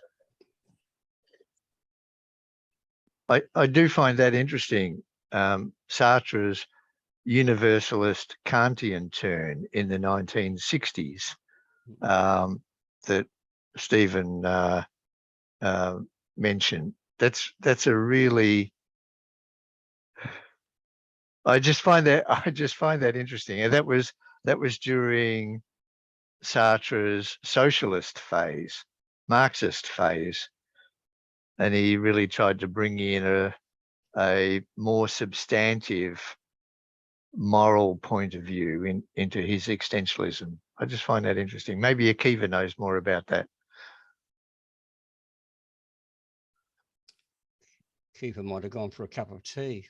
I'm still around, but I'm genuinely going to log off because I've got a movie to catch and I've got to leave in 5 minutes. So yeah. good conversation around technology, Christianity, and yeah, I think if there are any speakers, David, for your forum or for other philosophy forums in Melbourne who want to address existentialist ethics and some of Sartre's, not just Sartre's, but de Beauvoir's writing, I've got as usual on my desk next to the computer here, the ethics of ambiguity. So if anybody wants to in the new year either present on that, co-present, discuss it so that some of us can get up to speed on presenting on that, that would be of great interest to me and perhaps to others as well. Yeah, thank Bye you. for now, folks. Keep debating. You've only got 4 hours to go. See you, Akiva. See ya. Oh, Akiva, are you going? Oh, we've got a philosopher's walk coming up. Are you going to that? When is that? Tomorrow or some Oh, other day? no. It's I sent you a message, I think, but I can't remember how, by email or something. And it was on a Saturday or Sunday. Geez. It's in about 3 weeks' time. Philosopher's Walk, 13th of November. That's right. No, I'm triple booked on that day. Oh, what a shame. I've got to do my work. I can't make it to the Friendly Philosophers either with Nick Morang, which is very good. Anybody who's in Melbourne who's interested in the Friendly Philosophers, they actually meet up in person. It's a novelty. If you're not in Melbourne, it's a little harder. I'd say yes. And while we're on the subject of promotion of future meetings, next week at the Agnostics Group meetup, which is with the same time as today's or this evening's, depending on where you are, we've got Noel Toynton, who was actually with us today. I don't think he said anything, from the Continental Philosophy Group in Sydney. And his topic is, wait for it, radical alteration to intentional directedness, which sounds like a very good continental philosophy topic, whatever all that might mean. We'll no doubt find out next week. The following week, Saturday the 19th, the History of Religion series that I'm conducting, I have my facetious title of Maccabees and Messiahs, which I hope doesn't upset too many people. Yes.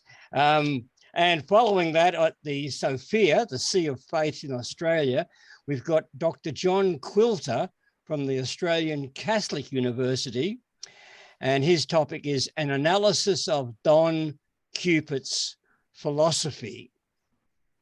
Yeah. So that's the non-realist philosophy, which that's the equivalent within religion of the anti-realist philosophy, the wider anti-realist philosophy within within philosophy itself.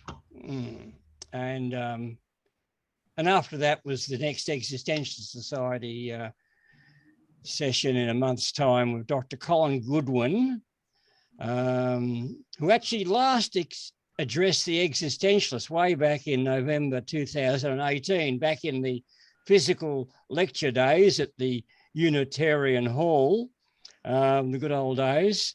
His topic was the atheistic existentialism of Stephen Hawking, where he, by the way, condemned Hawking for being a nihilist.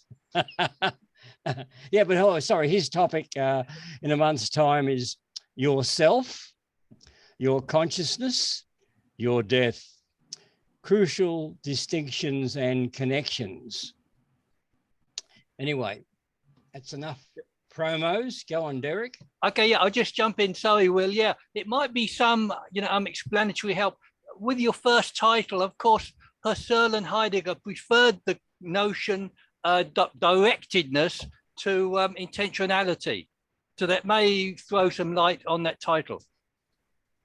Oh, yes, yes, yes. Intentional directedness, yeah, radical alteration to intentional directedness. Well, okay, well, could be another, a very technical way of saying changing your mind. No doubt we'll find out. Noel's no longer with us. He's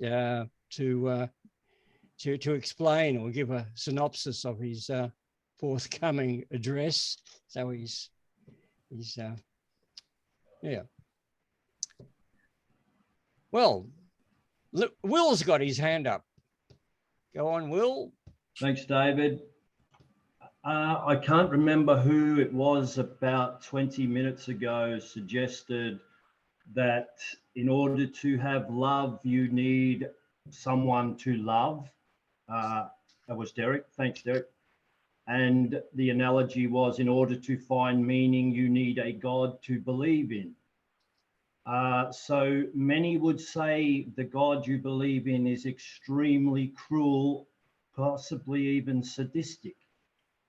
How do you, if I may ask, come to consolation with this realization, if you do in fact believe that, or do you not believe God to be cruel? Just your thoughts, please. I mean, so I don't believe in God, but I believe that God, so that's very important. So that's very important. Okay, we're talking, ontology, phenomenology, and psychology. Okay, but I think that God has to, represent the whole of the human psyche. So that, including, in the Old Testament, you get God doing all kinds of, horrible things, justified by God, and that's why you need Satan. I think, who was it? I mean, Martin Luther. He said, is he a true Christian? Does he speak all sweetness and light, or does he know Satan? It's please remember, I do not believe in God or Satan. Okay. But he was talking about, you need to represent these dark sides of the human psyche in order to have a representative being. But if you take it back one stage to polytheism, there were good, what we might call good and evil gods, but you needed to worship both. If you think of let's say a god of childbirth or a goddess of childbirth, there would also be a god or goddess of miscarriage. So if you wanted a good childbirth, you sacrificed to, you propitiated or worshipped the good God, but you also had to buy off the evil God. So you needed to propitiate that God, or in other words, to worship it. So within polytheism, you actually worshipped all the evil gods, otherwise they would get you. Now, of course, there was a development, if you want to call it that, slightly towards monism, but if this might not be historically correct in terms of chronology, but you could have one God representing both. So in other words, in that case, if you worship the God, well, they'd look after you. But if you didn't sacrifice to them, then they'd get you. So you can have the God with both sides. And of course, that's what we've ended up with in terms of our monotheistic God of the Old Testament, who represented both sides. So if you didn't obey all his commandments, he'd, well, you know quite well from the Old Testament what he would do. And somewhere along the way, that changed. So whether it was specifically Christianity that made that change, or whether Christianity just reflects that change, that paradigm shift from a God representing good and evil to one only representing goodness. And of course, there are theologians who argue that that although originally the Jews had rejected the concept of a God of evil, which was held by the Zoroastrians when they were rescued, they took over the idea of the universal creator God from the Zoroastrian religion, the Persian Empire, but they rejected the God of evil. Some theologians, Christian theologians, argued that in Christianity, they've actually brought Satan back as a god, because the very fact that the creator God can't do anything about him, or doesn't seem to be doing anything about him. And of course, this was woken up to in Hellenic times with the movement into the monasteries, well, not monasteries back then, but the withdrawal from the world to protect your spirit from the devil's world. The devil had got control of the world, and he controlled your body. So all your natural impulses were of the devil, and you had to protect yourself by, escaping into away from the world. In Christianity, of course, it's into the monasteries and nunneries, where you protect yourself from the world and from your own body, from all your desires, because they're all Satan. Anyway, it's enough rave for me. But I mean, perhaps you can, I think you know much more about this than me, David, but wasn't this problem handled in early Judaism, where they had a problem of worshipping which god to worship? But there was an evil god. What was his name? Baal or something. And then, which god are you going to worship? You're going to worship the evil god, or you're going to worship the good god? And then this is why I think worshipping the true God was so important in early Judaism, because you've got to get it right, If you don't get it right, then you go to the wrong place or something. Yes, well, apparently, I'm in a school of thought that claims that asserts, because all this is speculation, of course, by the various religious historians, that what you're saying only occurred on two occasions, with two specific kings, Judean kings, who are the only two that the Bible treats as righteous. And one was Hezekiah and the next was Josiah. And in one case, it was when they were going to join up with the black pharaohs of Egypt, the Nubians, to push the Assyrian Empire back out of the Levant. And then the second occasion was when the Assyrians actually withdrew from the Levant and from Egypt, and the Judeans suddenly found that Big Brother was a bit like Australian and the Yanks. Assyria withdrew, and suddenly they shat themselves, to put it politely. And that's, by the way, that's what that archaeologist, Professor Israel Finkelstein, is claiming, that's the moment when they actually cobble the Bible together, for that very reason, because, as you said, they panicked, and they suddenly decided they really needed to be on the right side of their God, otherwise they were for it. So they cobbled the Bible together. But of course, it didn't last long. The Pharaoh Necho wiped out that King Josiah, one of the battles of Armageddon. So the argument is that other than those two occasions, the Jews were not monotheistic, or technically not monolatrist, because they never had a monotheism, because it was only their God. Their one God for one people is monolatry.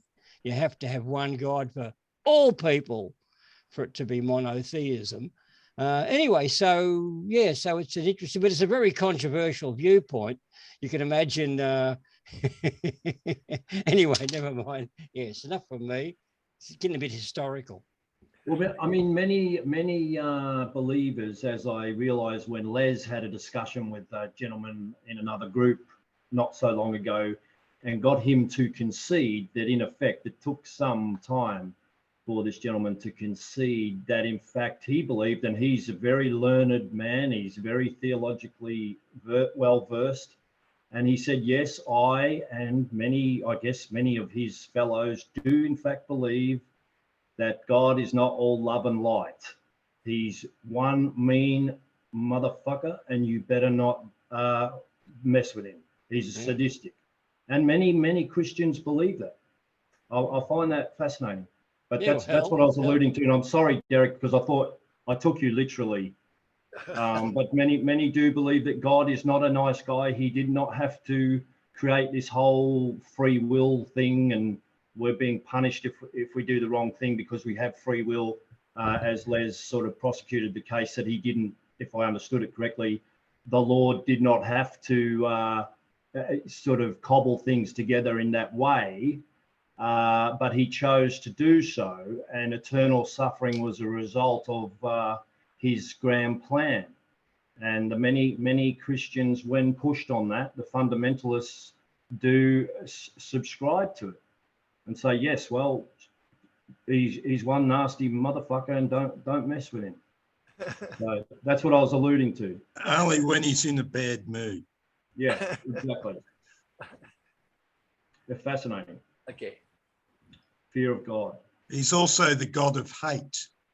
So Love I can see and why you hate. believe, because if you really believe it, maybe we should all get on board just in case. Maybe Exactly. not. Maybe it's ridiculous. I have to go then. Okay. Okay, bye. We've lost Derek.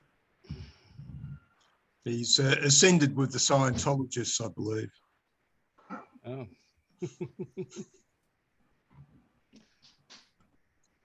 Well, might be a good point to pack up, if I dare make that suggestion, unless there's those of you who want to continue on.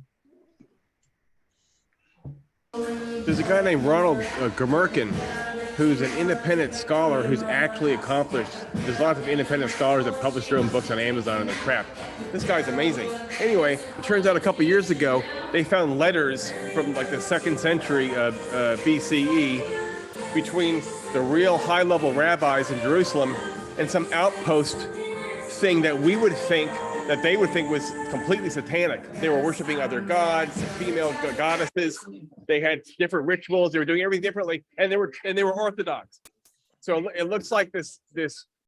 Be careful about what's canonical, what's not, what's orthopraxis, and what's not. All this is a recent projection that we put back. It turns out that that the early Jews really weren't that excited about Yahweh after all. And their pluralism lasted for a long time. I didn't know about this, and I wish I could give better information. Oh, he's published about it. You can type Ronald Gmerkin on Google, and it'll take you to his academia site, and his articles are there.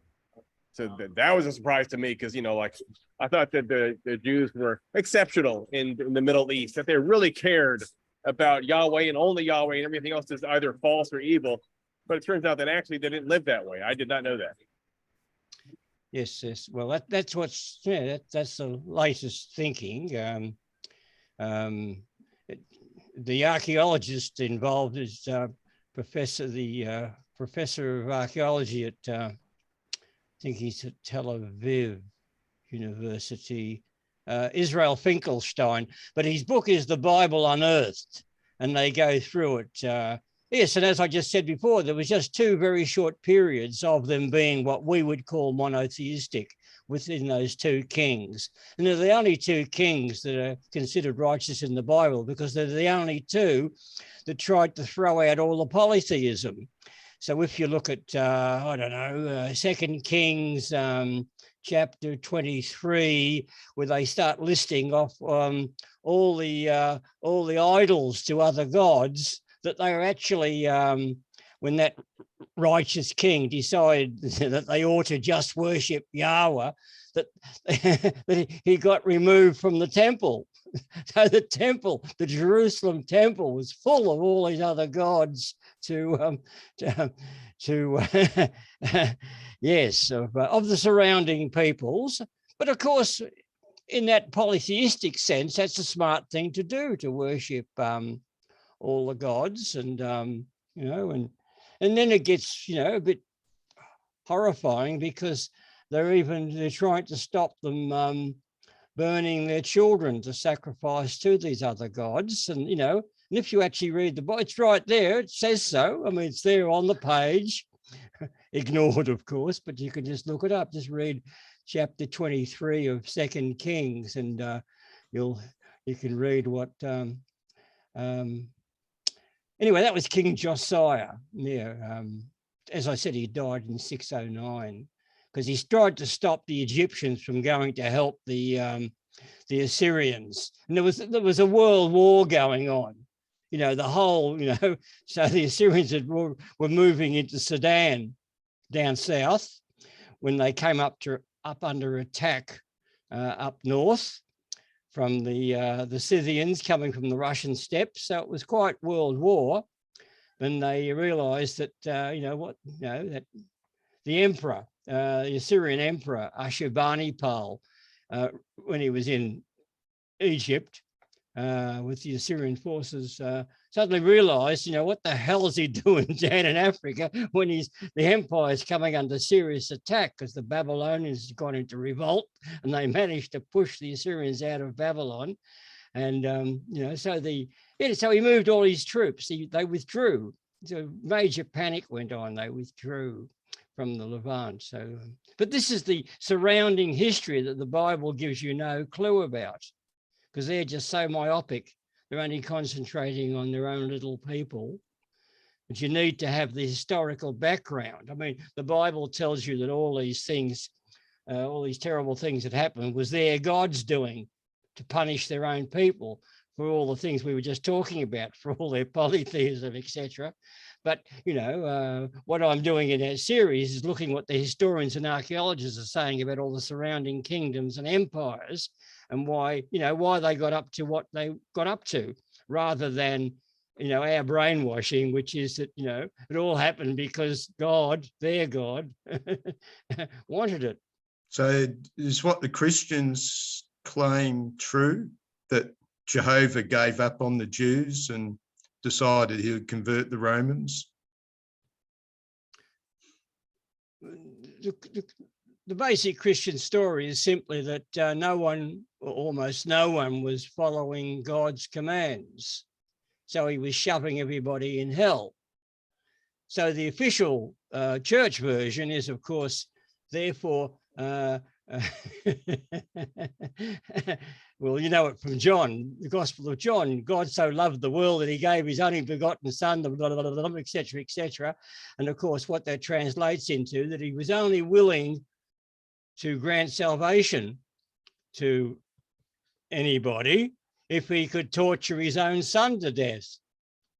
Although the earlier version is if he had a human sacrifice, and Jesus was the human sacrifice.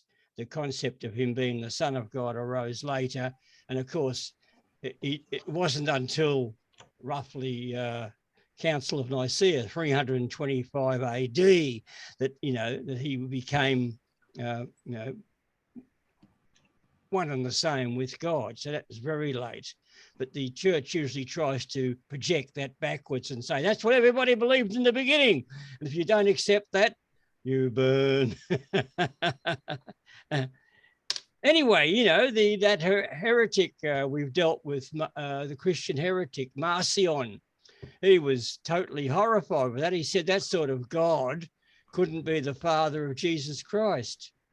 He believed that Jesus Christ was sent by another God, a God of love.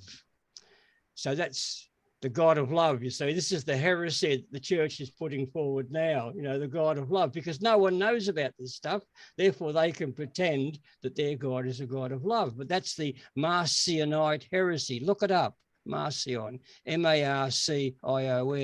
And some scholars, particularly in the early 20th century, biblical scholars came to the conclusion that the Marcionites were the majority.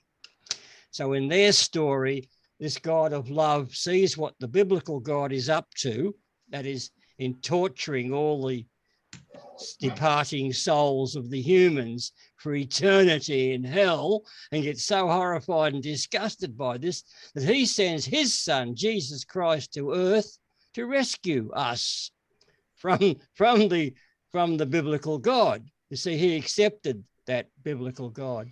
And yeah, so, but anyway, the Roman emperors didn't pick them. They didn't pick the Marcionites. That's what we'd all be believing. That's what we'd all be brainwashed into now. if the Roman emperors had picked them, but they didn't pick them. So they all, you know, so, but they've done a good job in hiding it. But now we've got the internet. So there's no reason why you can't look them all up. Now, when I say that to a Christian audience, as Derek was pointing out, you know, they won't. I think it was Derek who was pointing that out. No, it was Scott. Scott, yeah, you were making the point. But in modern terms, you were pointing out that it's the money-making aspect. Whereas prior to this money-making aspect, we had the eternal salvation of paradise, of heaven. And that's what the prize was. That's what the selfish desire was, to be saved, to have eternal bliss. Yeah, so look, you've got me raving away now, and I apologize. This isn't meant to be a history of religion session.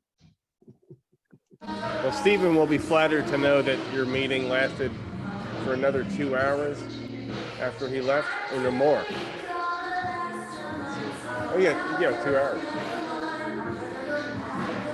A couple of weeks ago, we had one that went on for 8 hours. As I mentioned earlier, I gave up and left everybody to it. And it was sort of our 10 o'clock at night. It started at 2 p.m. So that was 8 hours. So I just gave up and started watching television. I left at 7:15. You mean it went on longer? Went on till 10 p.m. That's Melbourne time. So it was altogether 8 hours before the last half a dozen gave up discussing. Well, it was okay. I mean, why not? I mean, I just left the Zoom session open. So, I mean, Andrew Rawlins, who's there right now, still here with us. He participated right till the end. Darlene was another one. After 8 hours, they were still there discussing away. And I think Leon, who's left now, Leon was there. And so, you know, if people want to stay around, chatting, discussing, well, why not? It's 7 o'clock in the morning here, and I'm just deciding, should I have you can help me out, shall I have a continental breakfast or an analytical breakfast? Well, there we are. That's one of those decisions that Sartre says. Continental or what's the other choice? Analytical breakfast. What do you think? That's just your menu on a piece of paper. You don't actually have any food. It's just like the philosophies. Well, if you have an analytic breakfast, DLJ, you will need to divide it up into segments and closely look at each component before you eat it, before you put it in your mouth. David, in my Zoom screen, it shows the recording light. It shows that you're still recording.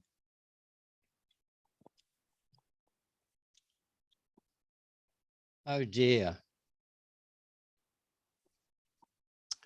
So you've got all the dirt on us now. Oh dear. Yes, I thought I stopped the recording. Just don't send it to God, all right? But that was strange. I'm sure that I saw it was no longer recording. Okay, well, I'll stop it now. I mean, I'll see what happens. Press stop. That's not a problem. David, do you edit I see. your videos Now before I've you just upload them? seen what's happened. Yeah. Yes. I've just got a panel came up and it says, are you sure you want to stop recording to the cloud? and it's got a yes and a cancel. And of course, the cancel is highlighted in blue. Yeah. And I clicked, Uh, I must have